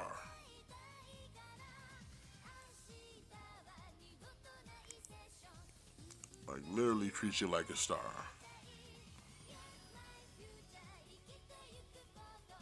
When you were piddling in the lower mid card on main event, no one was looking at you as future world champions. And then, like I said, you get released, you go out there, make a name for yourself, build a reputation, and then you come back now and treat you like a big deal. I think if WWE was as good as people say it is, they wouldn't have had to leave to make themselves a star. WWE would have been able to make them a star. That's true. I think what WWE does is they highlight the attributes that a person brings to the table and gives it a bigger platform and a little more window dressing on it. But it's definitely a thing of go out there and build a fan base that we can go to any state and people will want to come to see you. Like build that kind of buzz, and it's like some of them do, some of them don't. But like I said, I say McIntyre because like I said, he went and completely rebuilt himself because like I said, he packed on more mass, turned himself into a real beast, and then just went out there and was out there just killing it. Yeah, he went from being a lanky doofus to a monster. Yeah. He went out there, he rebuilt himself, and like I said, it got to a point where they had no choice. But it's like, yeah, we got to take this dude back. Like he's too much of a monster for us to like not have him back.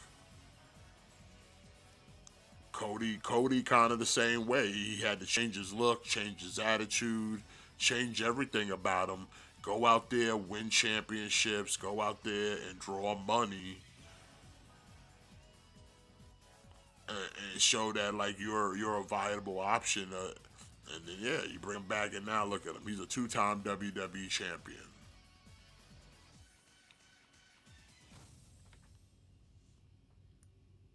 Like what's the saying? From undesirable to undeniable. I don't know. But you got to go out there and do it. I mean, there's a lot of other people that have done it too. Don't get me wrong. Those are just the two that stand out to me the most. I mean, you could kind of say Jinder Mahal maybe, but I don't think he did much anything other than like really. He just got big. That was it. He just got big, and McMahon likes big, sweaty men. And he's Indian adjacent.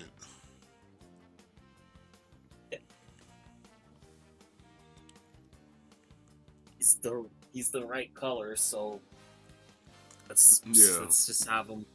He's the pride of India, even though he's Canadian. not even from India. Like that's why I said he's Indian adjacent. He's just, but he's real Canadian though.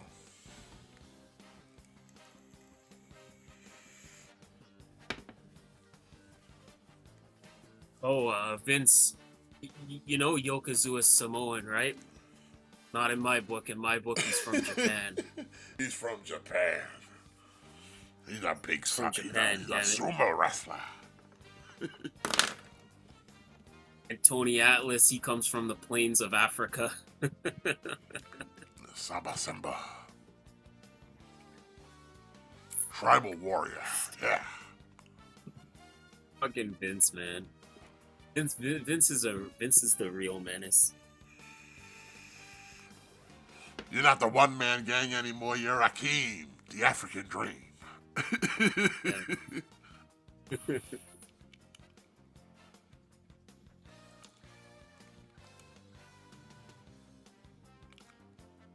I remember that when that happened when I was a kid, and like I never really thought anything wrong of it because of the storyline of like, oh man, he had a Slick was out there selling it so good. It was just like, yeah, white dude who talking jive now. I think he black.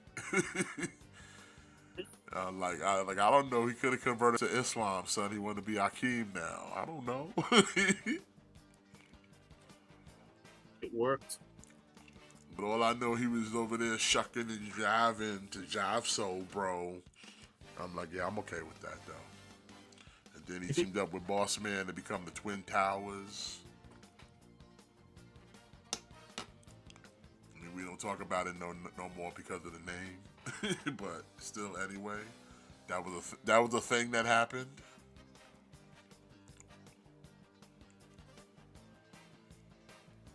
That was a good team though. Yeah, it is a damn good team. It's unfortunate like that the booking of WWE in that era wasn't built to be like, okay, let's get some real creative tag teams out here for our divisions or whatever. Most of that was just like, we need people to line up to feed the Hulk Hogan. That's the unfortunate reality of most of Yeah. that. Sad but true. Because Hakeem, Boss Man were nothing but foils for Hogan. And I'm like, yeah, sure, you paired them up as a tag team, but then really did nothing with them after the fact. The only one they might have done something with would be like the Natural Disasters, because both were like foils for Hogan, and like one was Tugboat and he turned on Hogan. But like, yeah, they became a tag team and they kind of stuck with them for a while, though. It wasn't just like they were there and then they were out there jobbing out. Like, you know, they won matches and they won titles. But like I said, them early 80s teams and heels, most of them cats were out there just to get fed to Hogan, like straight up. From your King Kong Bundys to your Zeus's to all that shit, just cats to get fed to Hogan.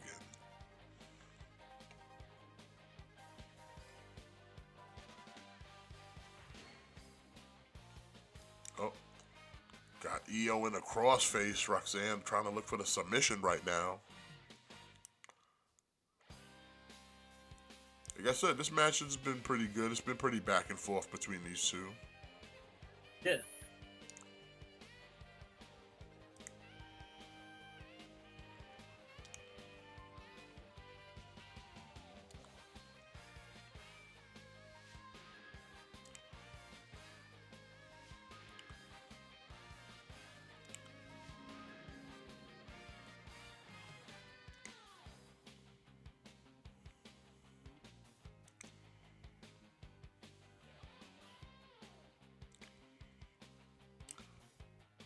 I'm trying to think now. When does Naomi show up?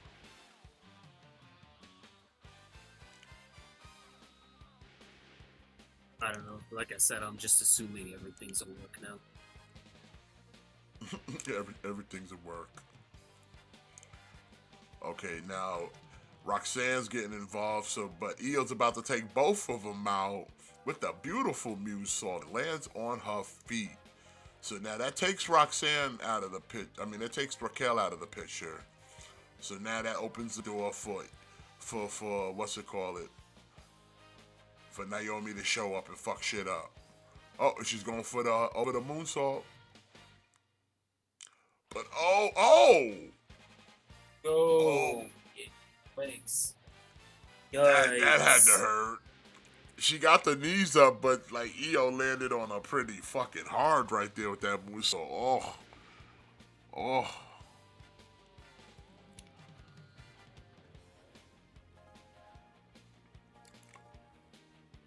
But now Roxanne looking, but oh no, here comes the Kabuki Warriors. That was gross. That was all kinds of gross.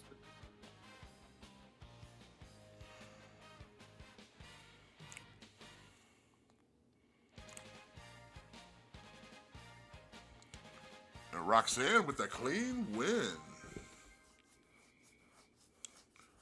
Well, some tight pull, but Roxanne with the win over there. Okay, and still no Naomi. Okay, I guess I didn't get it.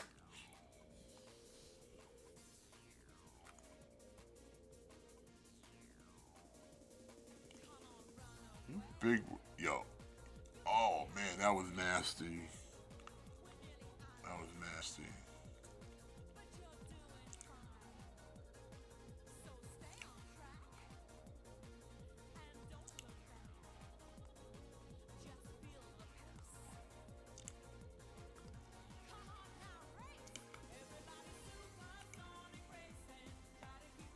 Damage Control Kabuki Warriors tried to come and help, but didn't really help.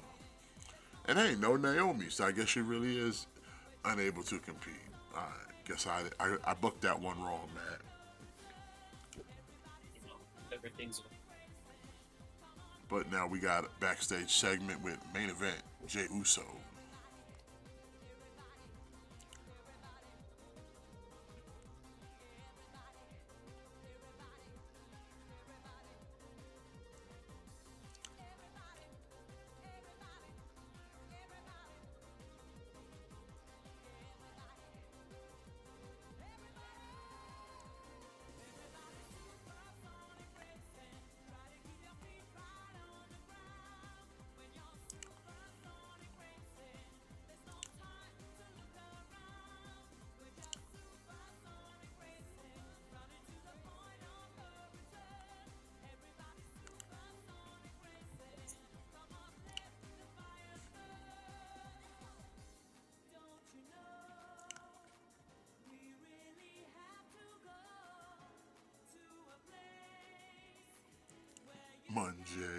Night Raw.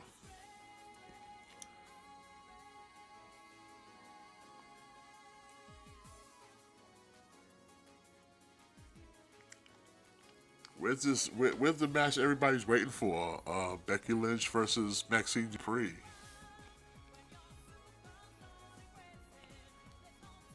You know, like That's the match I've been waiting for. you know, like in the Suicide Squad movie where they're like, I know it's random, but like they're in the plane and the guy's like, oh, like he's like your name is just letters, and then Boomerang's like, all words are letters, dickhead. Like, I don't know, Jay's shirt makes me think of that. I don't know why. Like his shirt, it says 4 letters, 1 word, and it seems just like a double negative.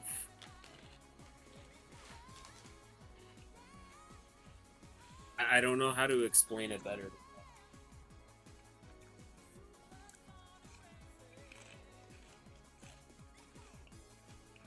Like, yeah, no shit, 4 letters make a word. All letters make words.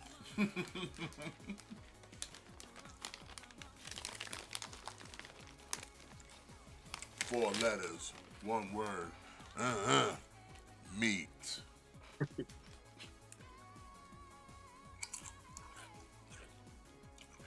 4 letters, 1 word. Boot.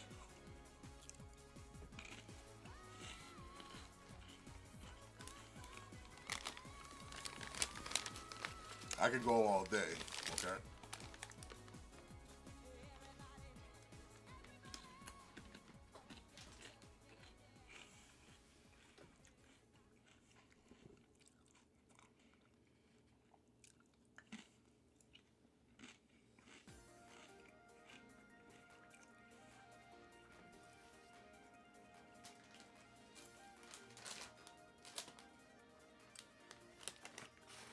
Know what also kind of sucked about Seth Rollins cashing his money in the bank? There's no more money in the bank. They're all cashed in already. Yeah.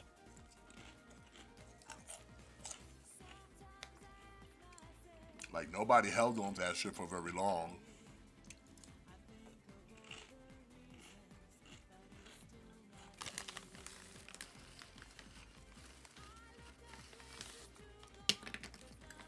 Like, I prefer that they hold on to it for at least half of the year. And really save it for a moment. Yeah, but like I kind of like when they like get rid of one early, but then keep one hanging around.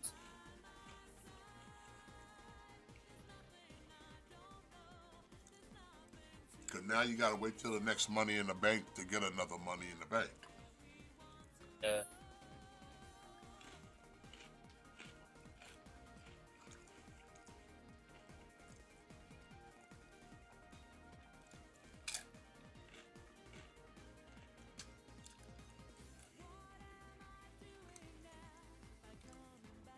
And also the kind of like cashing in it during the match to make it a triple threat is also a good idea because it's like it then turns it into a no disqualification, so you can just kind of go butt wild on them. They should do that more often.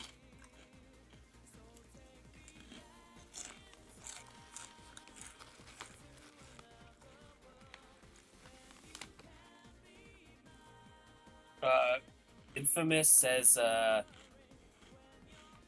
it actually makes room for more and different stuff throughout the year, which I can't disagree with that. And then also they need to have a failed Money in the Bank also, which I can't remember when's the last time someone unsuccessfully cashed in. Was it Baron Corbin when he cashed in on Jinder? There was Corbin. There was Sandow. Who was the most recent one though? I think it was Corbin, right? Yeah, I think so. Wow, yeah. So that was a while ago.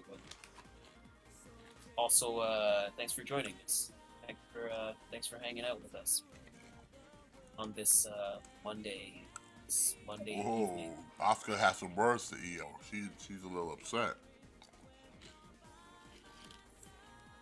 Are we gonna get heel Oscar coming soon?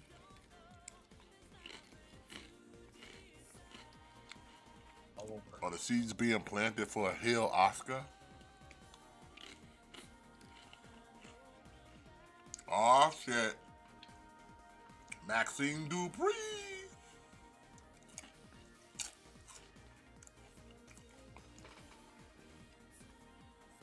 Uh, Alex, did he? Yeah, you're right, but didn't he cash in on Seth for the U.S. title? But didn't he beat him? Am He I did. tripping? He did.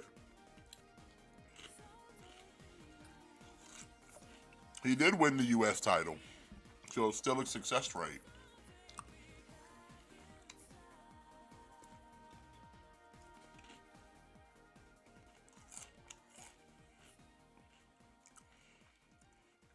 No, I think the last one might have been like John Cena.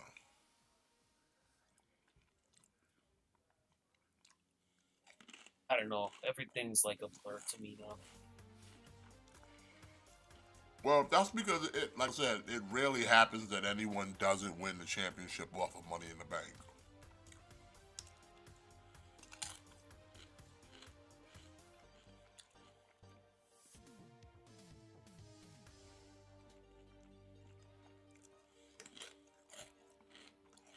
Uh, you're gonna have to do some.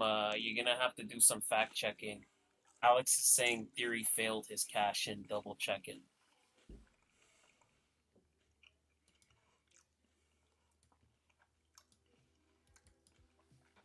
Hold on, I can double check.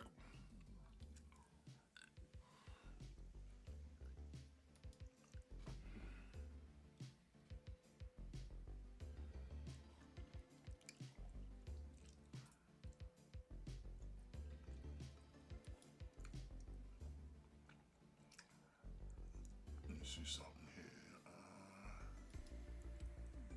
Alex, you're right, buddy. You're right. I just checked. He did unsuccessfully cash in. What for the world Alex, title?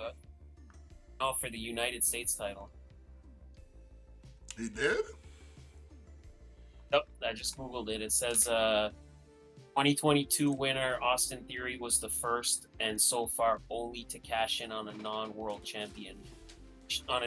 championship when he unsuccessfully challenged for the United States Championship. Oh well, I stand corrected then. Yep, you're right, Alex. You right.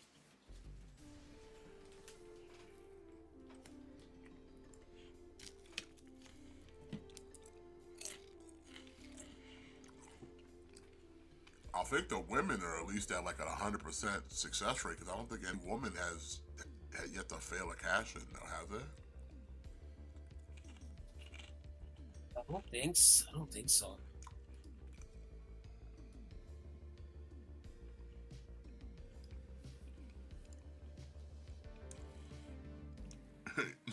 Okay. Fair.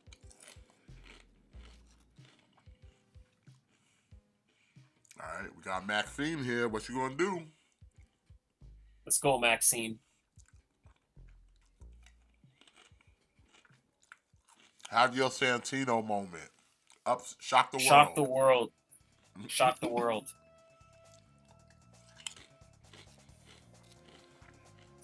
But see, like again, don't you think from like a logical standpoint, wouldn't it make sense for like Lyra to want to help make Becky Lynch lose? You would think.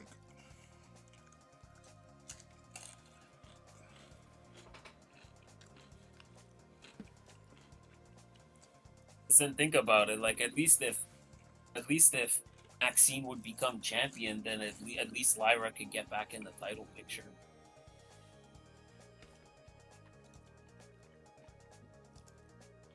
You know, it would be funny if, like, okay, have the match. Maxine upsets, wins,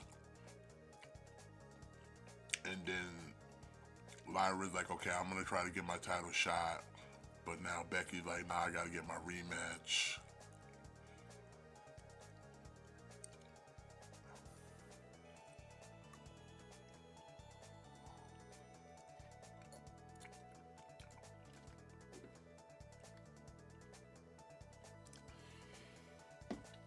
And Maxine's come such a long way. Remember when she was just the valet for Maximum Male Models? Uh-huh. That's what they were called, right? Yeah, you're correct. The Maximum Male Models. They're doing good stuff in Ring of Honor, man. They're doing good stuff. Like them and Johnny Television and Taya is like a perfect pairing. Yeah, they're the MXM collection.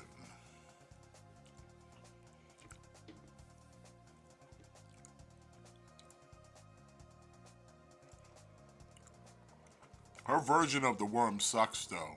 She needs to stop doing it. For real, for real.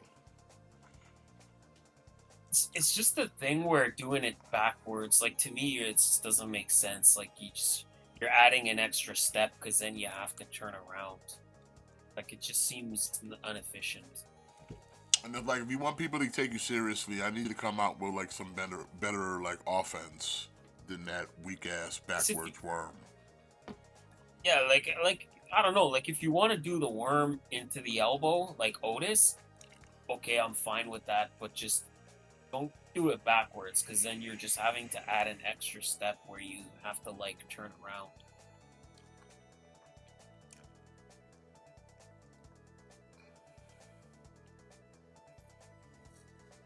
Oh, Maxine hitting her with a stunner.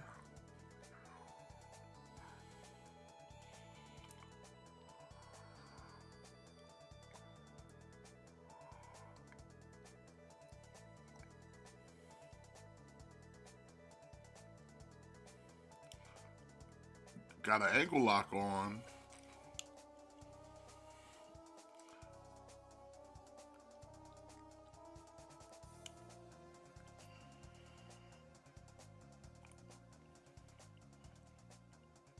Like, see, like, what was the point of that backflip? Like, what did that accomplish? I don't know. I guess she's nimble. Speaking of people, where's Otis? I think he's like sick or something.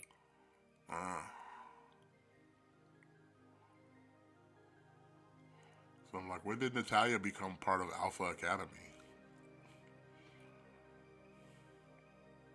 But I know she was teaming with Maxine, the Dungeon Dolls. You know what? Like, Infamous, like that's kind of the other thing too, with the Maxine doing the worm into the elbow. Like, that's the other thing where she has no body weight, so dropping an elbow doesn't have the same effect on somebody as like Otis dropping an elbow.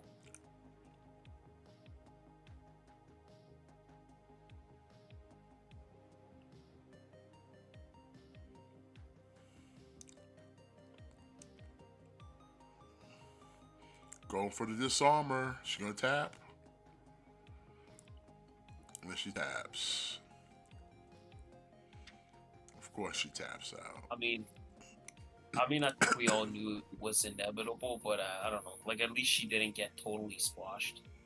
Like, at least she's. No, at they least she tried got they some tried offense. to give her a little bit of offense. Like, she hit the Stun Dog Millionaire. That was nice.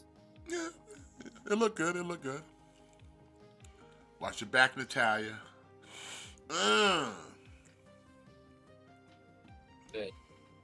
I fucking hate Natalya. You love Natalya. She's your favorite wrestler. Did Otis just touch her butt? Not Otis, Tozawa. Did Tozawa just touch her butt? He probably did. Travis Scott eats corn the long way. No. like he's just sitting at home watching Rock. it's that son. And he's like, why I'm out here catching strays? I didn't even do any catching strays. I didn't even do anything at SummerSlam. I'm out here catching strays. Catching all the strays.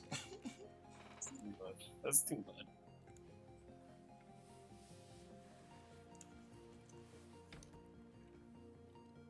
So now I guess we're going. We are officially the Vision, or not even the Vision, just Vision. That's late.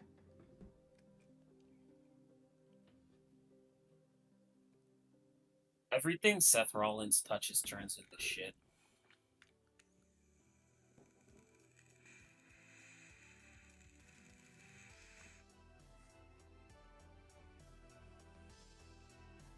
This whole faction is dumb. Vision is a dumb name. Seth Rollins is dumb.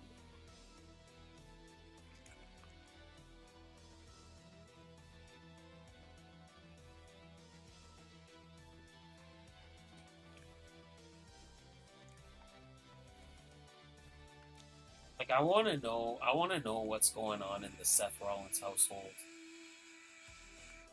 A lot of money. But well, like Seth dresses like a woman and Becky calls herself the man. I mean, they flipping the script. What's going on? What's going on in that household?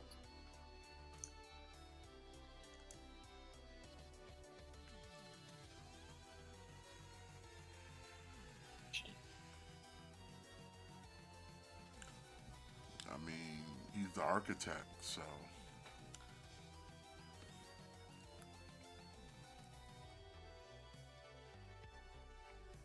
You know what, Infamous? That's right. That's right. The only Vision I acknowledge is from Avengers. That's the Marvel character. That's the only Vision that I acknowledge. And I also believe Travis Scott eats corn the long ways.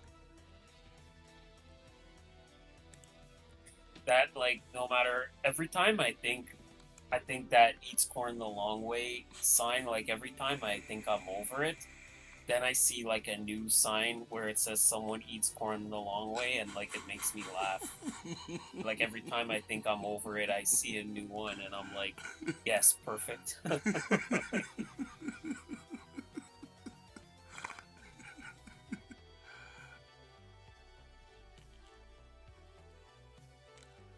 You know DSP eats hot dogs the long way? Oh, I'll bet he does. I'll bet he eats. No, he lots of did. things along. He actually, he was, he was eating, but nah, you ever see, okay, have you ever, in your life, eaten a hot dog by biting, like, the top of it? Like, don't bite the bottom, the top of it. So it's like you didn't eat, like, the whole hot dog or the bun. Like, you took a bite. Like, an actual, like a bite. I don't know if I understand. Okay, picture yourself having a hot dog right now, and you got the ketchup and the mustard. Okay. Do you take a bite of it sideways? Let's put it that way. Do you eat it sideways? Oh. Eating side, like if someone's eating corn the long ways, eat a hot dog sideways. Like I start at one end and then I work my way to the other end. Yeah, but eat it sideways. Doing it wrong this whole time? No, you're eating it right, but DSP ate it sideways. Does he also eat his burrito by biting the middle? Sometimes. I don't know. Is that more efficient? I don't know. Nah, that's barbarians and sociopaths. I've just been eating things wrong my whole life. Listen, I would never eat a hot dog sideways, my dude. That's crazy talk. Because then on top of that, if you eat a hot dog sideways and it's got toppings on it, you ate all the toppings off of the top, and then the bottom piece that you left is just meat and bun. So what's the point then? Because you ate it fucking sideways like a barbarian. Yeah, it doesn't make any sense. No. That makes no damn sense, but that motherfucker did that shit. It's on tape. Like, bro, you special or something, eating it the sideways? Oh, but he did eat corn the long ways one time, too. I bet he did. He did. It was a piece of corn on the cob, but it was still eating the long ways, though. I like corn on the cob.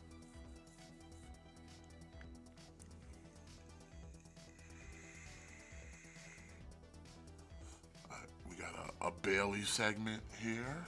What's Bailey talking about? We're getting ready for the main event coming up.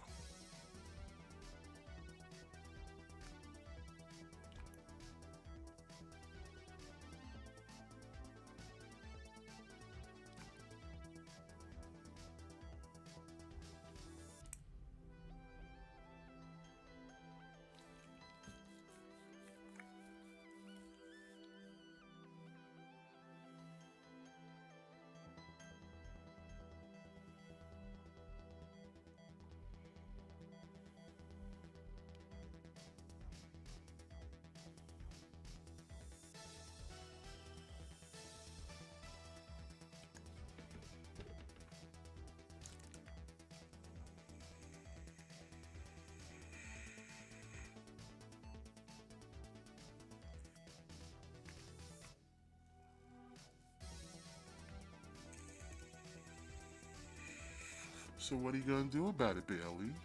If it's your fault, what you gonna do about it?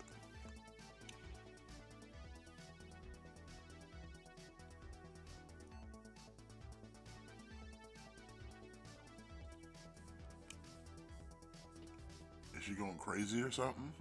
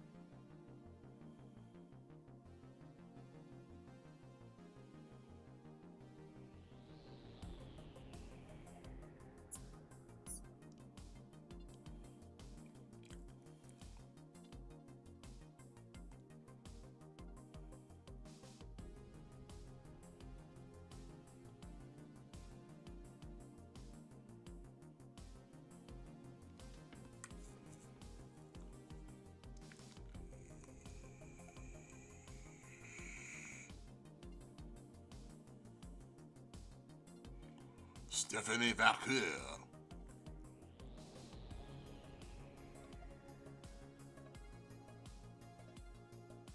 Hi, Stephanie Vaquer is.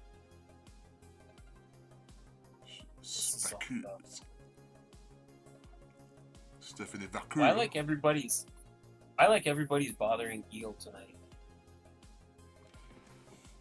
Why Io's catching so many strays? She's taking the walk of failure. Failure. I mean, she lost to Roxanne Perez. Like, lots of people lost to Roxanne Perez. You don't got to worry about that.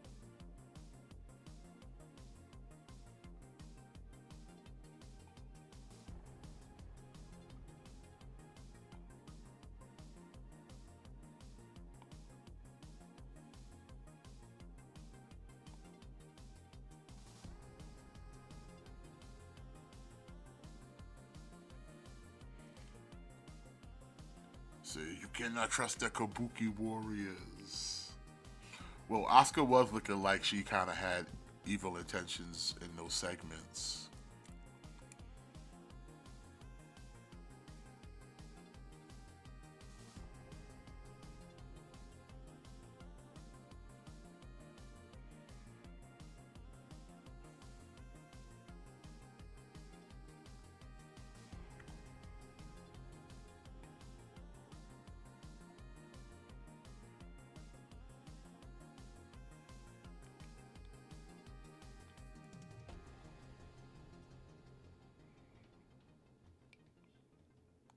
for your main event.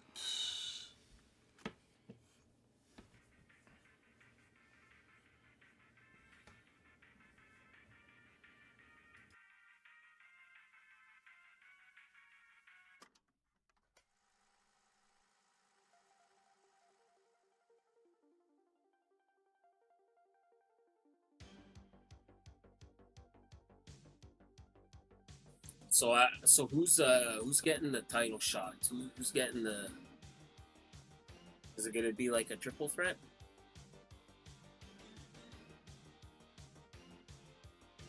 Is it gonna be a triple threat between Knight and Punk and Seth? I'd be okay with that.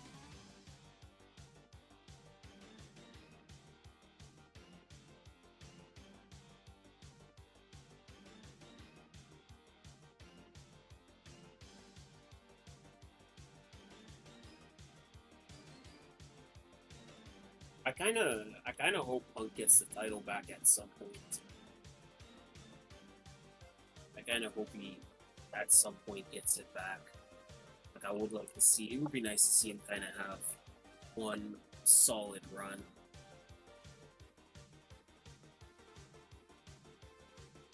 I don't see Seth dropping it any soon. You know.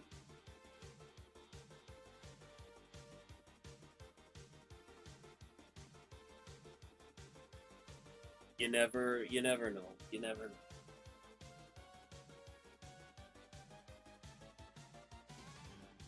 I'm definitely thinking though. I'm definitely inclined to go with we're gonna get a triple threat.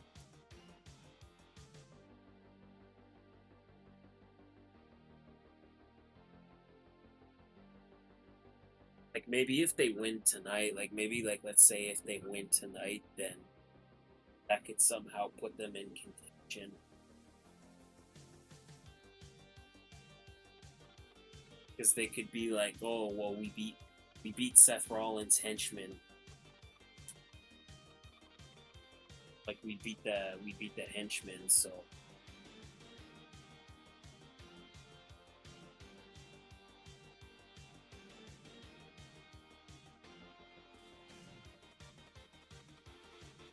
But also Roman Reigns was kind of involved last week too. I forgot about that. So maybe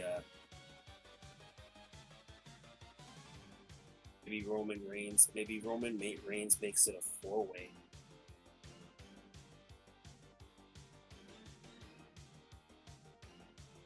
I don't know. There's a couple different directions they could go.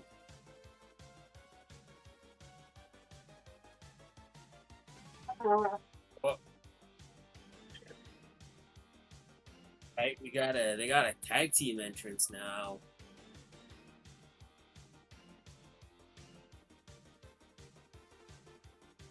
Tag team entrance makes it official.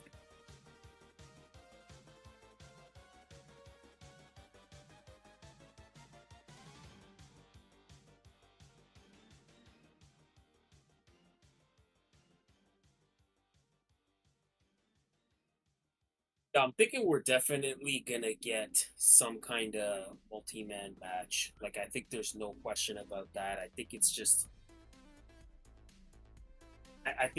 the equation of like who's gonna be. Like, I could definitely see a threat for a 4-way.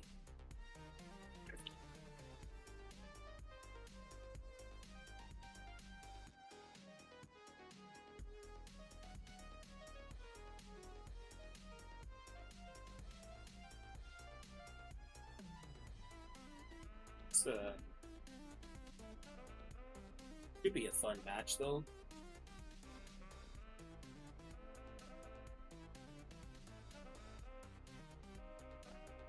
As far as I know, Punk and LA Knight have never teamed together. As far as I know, so that's fun.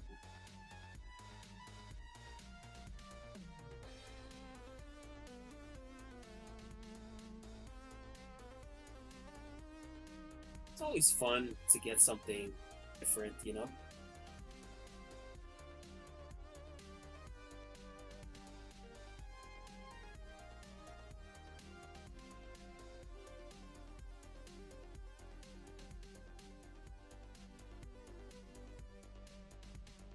See what happens here. Are we gonna see Roman Reigns tonight? Maybe.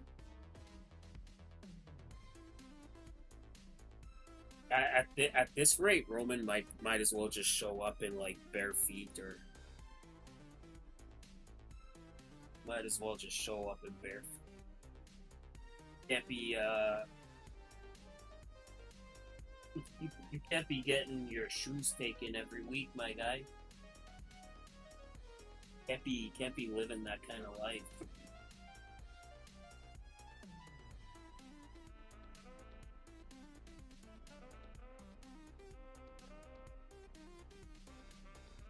You're gonna have to wear sandals or something, or like do the barefoot. I'm back. My bad. I was listening to you, bro. Like, you right, but you also forget. I think because our next big pay-per-view is Survivor Series, which is War Games. I'm gonna figure probably like a LA Knight, CM Punk, Jey Uso. Who else?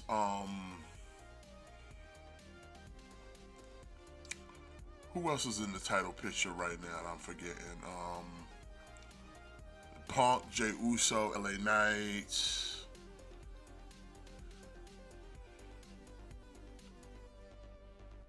And like you throw them in against, and Roman Reigns.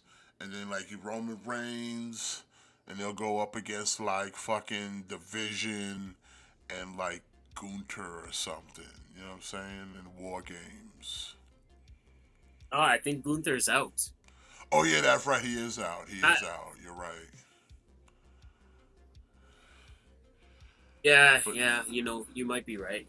But like, I mean, that's probably what it's setting up for, because that's the next big show coming is Survivor Series, and you gotta get that men's War Game booked, because there's nothing really happening that big on SmackDown to put it in a War Games, but you have the elements on Raw right now for War Games.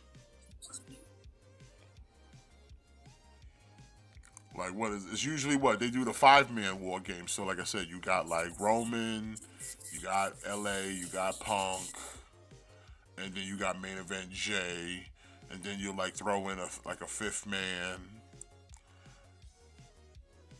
and then like I said, you fill out the rest of Division, and like throw in somebody else, like I don't know, like McIntyre or something. I don't know.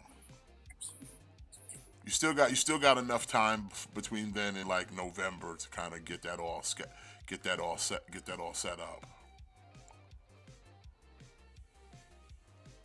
Yeah.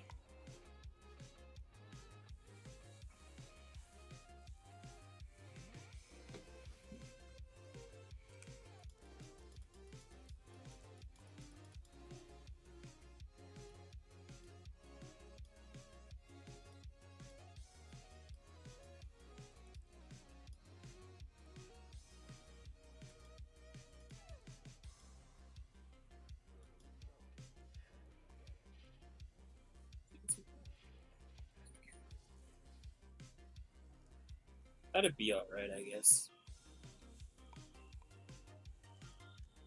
War Games is one of those matches where it's like, it's always somewhat a good time, you know? Like, you're never gonna have a bad War Games. I mean, maybe you are, but usually they're generally pretty fun. Like, even if it's bad, it's good.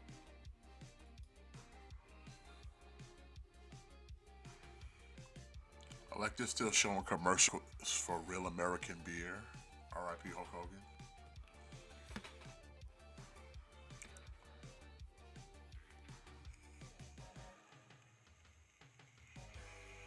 The Ronnie Boys got like a tag team entrance now.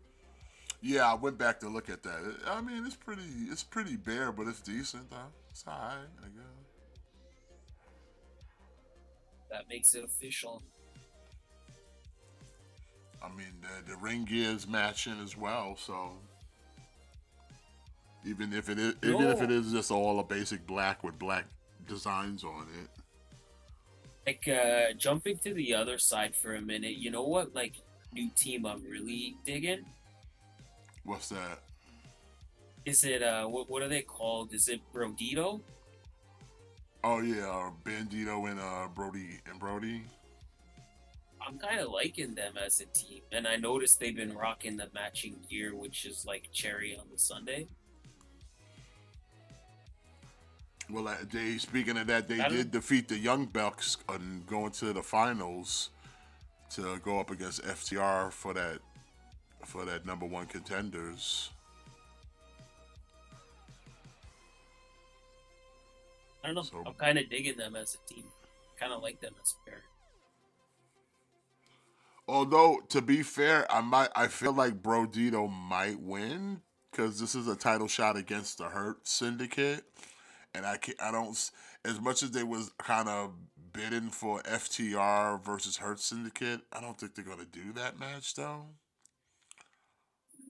I don't know. I was kind of reading something that said they basically want FTR to gain back, win back the title sooner than later.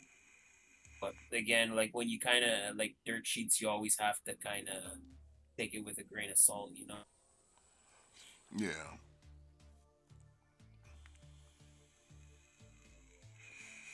Plus, the Hurt Syndicate has been being booked just so ridiculously OP. It's hard to be like, even with FTR's heel tactics, it's like, I don't know. Fucking Hurt Syndicate's just out there manhandling dudes. But that's why I think like Brodito would be such an interesting pair for them to go against because to have Brody King who can match power with Lashley, and then you have Bandito who can kind of match agility with Shelton. Well, hey, if they can beat FTR, they'll get a title shot. It's like that's the thing with FTR. Like FTR would basically have to rely on their tag team continuity. Like they would have to out tag team the Hurt Syndicate. They'd have to beat them with like tag team maneuvers, like out tag team them, because either one of FTR is overpowering Bobby Lashley. You know what I'm saying? Yeah. But here's the thing, though. I think Brodito might have a chance for the fact that currently FTR is still kind of in a thing with Cope.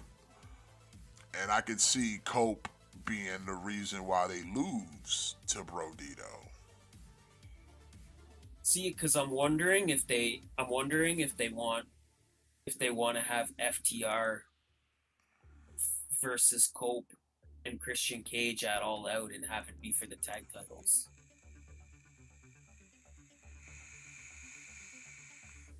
Like I'm kind of wondering if that's the direction they're gonna go.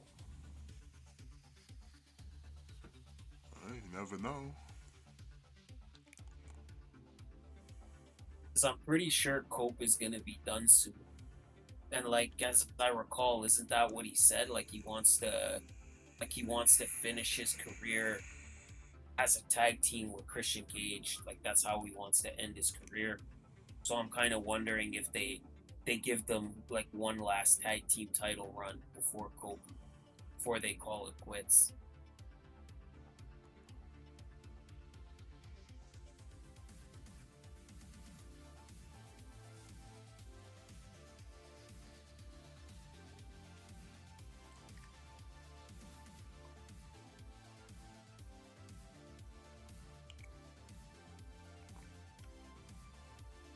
I think Michael Cole watches AEW.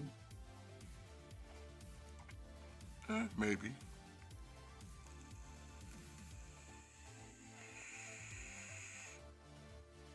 I'm pretty sure they watch their competition.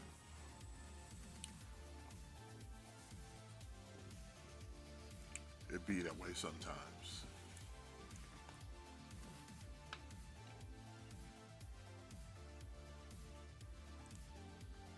Although it'd be cool if like Brodito won the titles and then FTR took it off of them. You know, kind of be transitional. So then you can set up for the Yeah. Cope and Christian, the CNC, to go up against the FTR.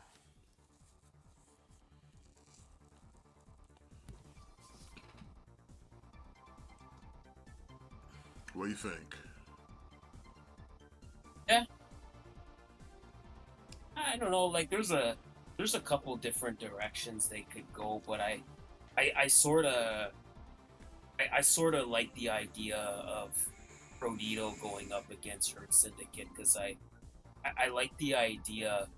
I like the idea of like like Brody King can match the power against Lashley. Like to me, like that's the like you said, like the Hurt Syndicate have been so unstoppable.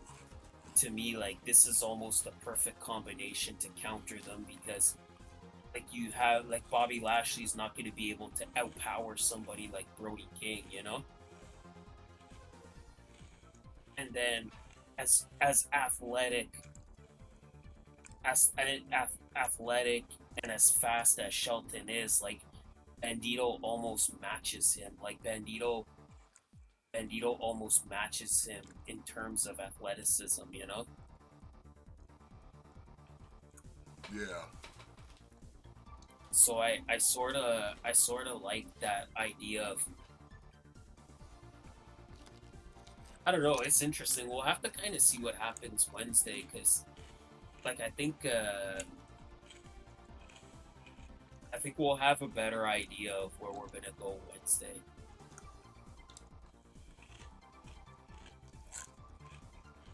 And I think they already signed is it, Swerve versus Okada at Forbidden Door.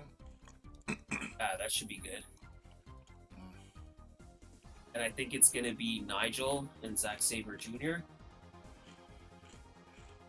Who? and Nigel McGuinness and Zack Sabre Jr. Oh, for real? Well, look at that four-way. Like, I'm pretty sure Nigel's winning that four-way, right? I didn't see the four-way. Who's in the four-way? So it's Hachicero versus Lee Moriarty versus Daniel Garcia versus Nigel McGuinness. And the winner of that match fights Zack Sabre Jr. for the IWGP World Title at Forbidden Door in London. Oh, hell yeah. Yeah, they're not putting Nigel in that match to have Lee Moriarty win, Yeah. Like especially the fact that it's in London. It's in London, like they probably want to have Nigel on that show. It ain't gonna be Hechicero.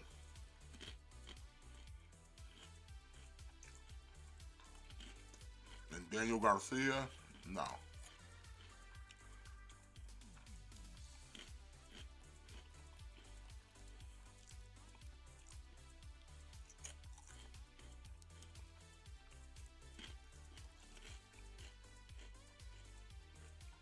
Steiner Bulldog.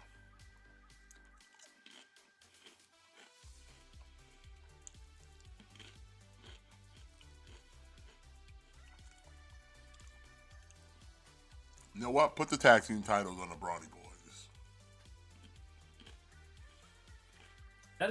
You gotta do something with the titles, man. You gotta do something.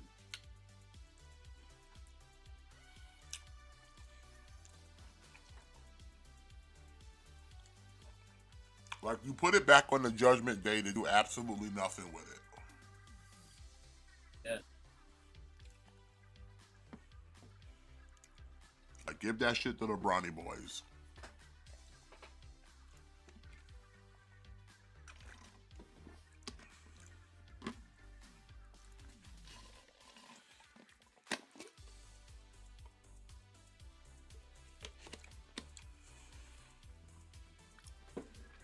especially if Seth's your world champion, put the tag titles on him. Because yeah, like because they took them off Awesome Truth, and then they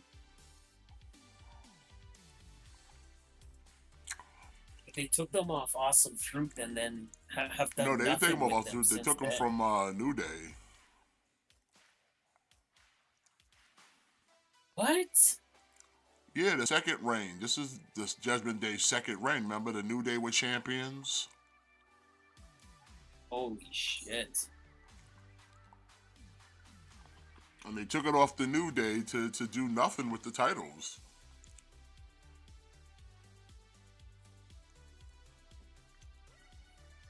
I was like, it don't make no sense to take it off the New Day if you were going to do nothing with the belts.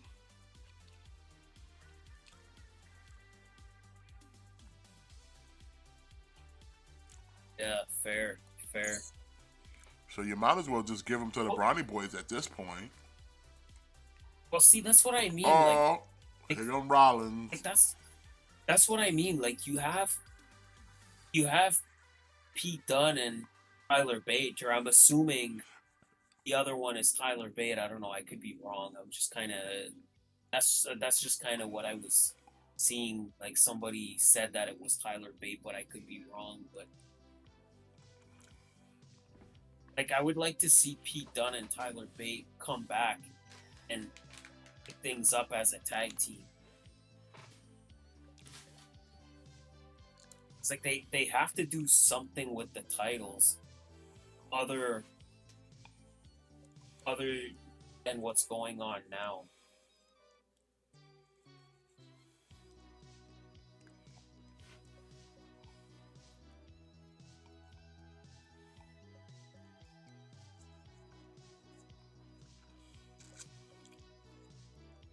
Oh, Jey Uso with the equalizer. Got the chair.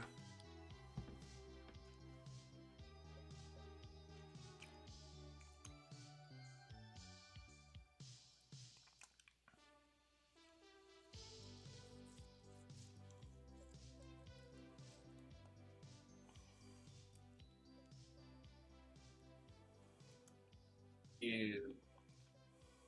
Why do you gotta spit on his hand? That's nasty. I spit on that thing. Ew.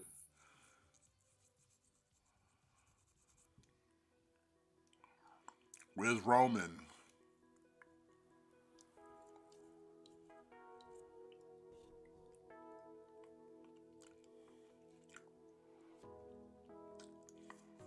Oh, scrap iron.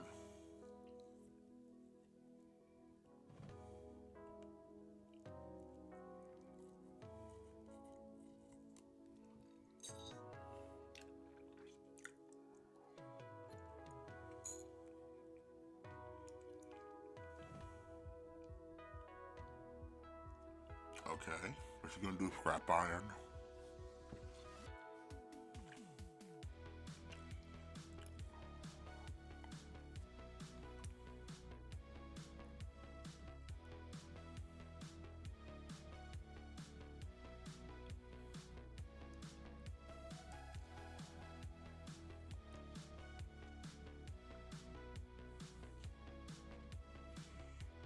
Okay, so I guess we're having a three-way. Wait, no, maybe a four-way? Main event Jey Uso, CM Punk, and LA Knight? And Roman?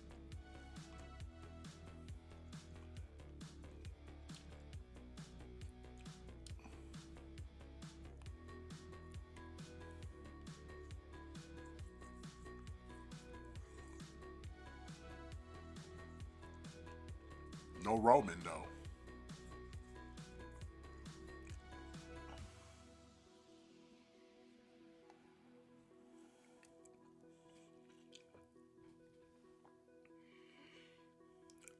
No Roman. Oh, but now they scrapping in the ring. CM Punk, LA Knight.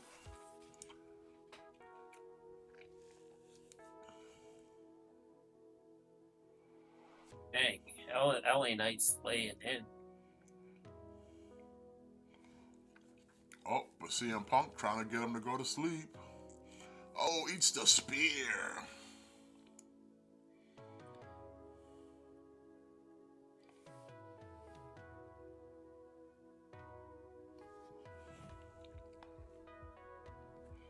Where's Roman?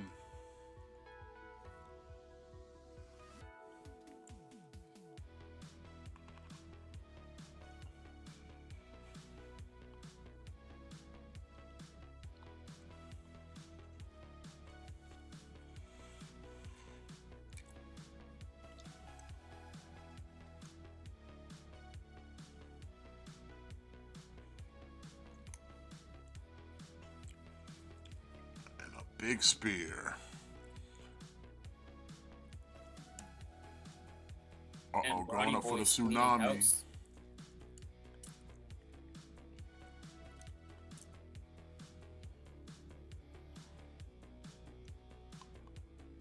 Uh-oh, he's looking at Jay's shoes. Thinking, oh man, they look so good, thinking they look so good, I gotta have them. See, nah, I'll take Roman's shoes. It's like they look so good, I gotta have them.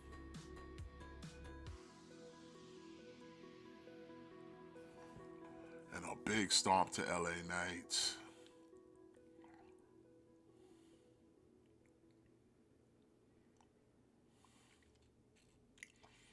And now he's setting up a stomp for CM Punk. Nope, getting one for Jey Uso first.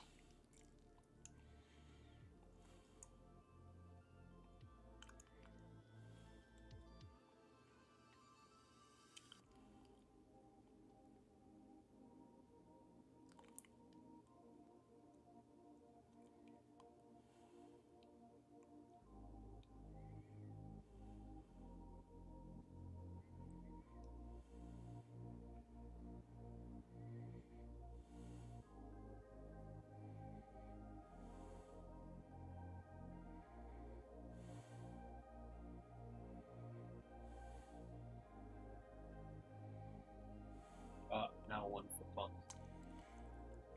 Big stomp to Punk. Exclamation Punk point. Punk had to get one at some point.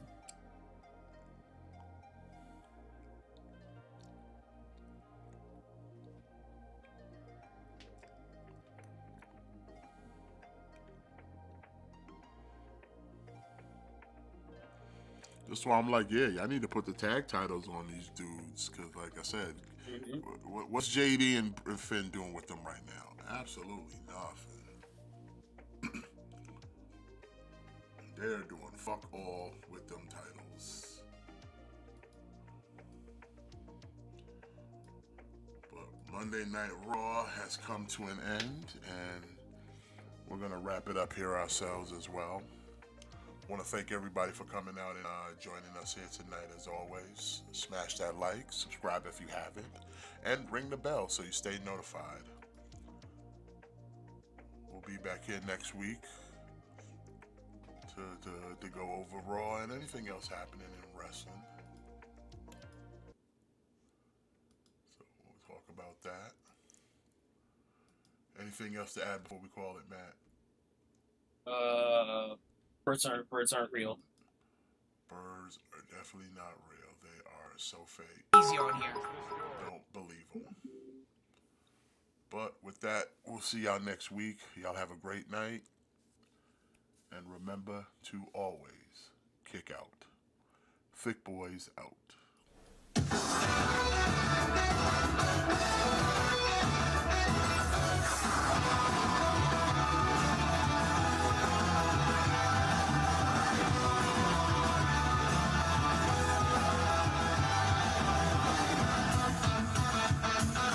Time has come, I'm ready to go. Venturing into the unknown.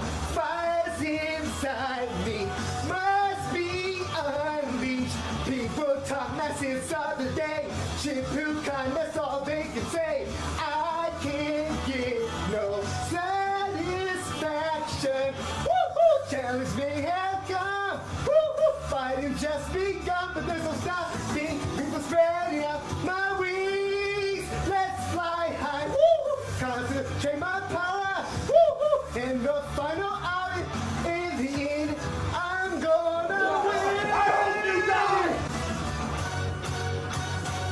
Don't you know I'm unstoppable? Don't even try, cause you will fall. I got a strength deep in my soul that gives me courage and control. I'll go beyond the limit take. I have no fear. I think it's clear. Let's keep you high. Get all this Dragon Ball Super. We got the skill to blow in our rain.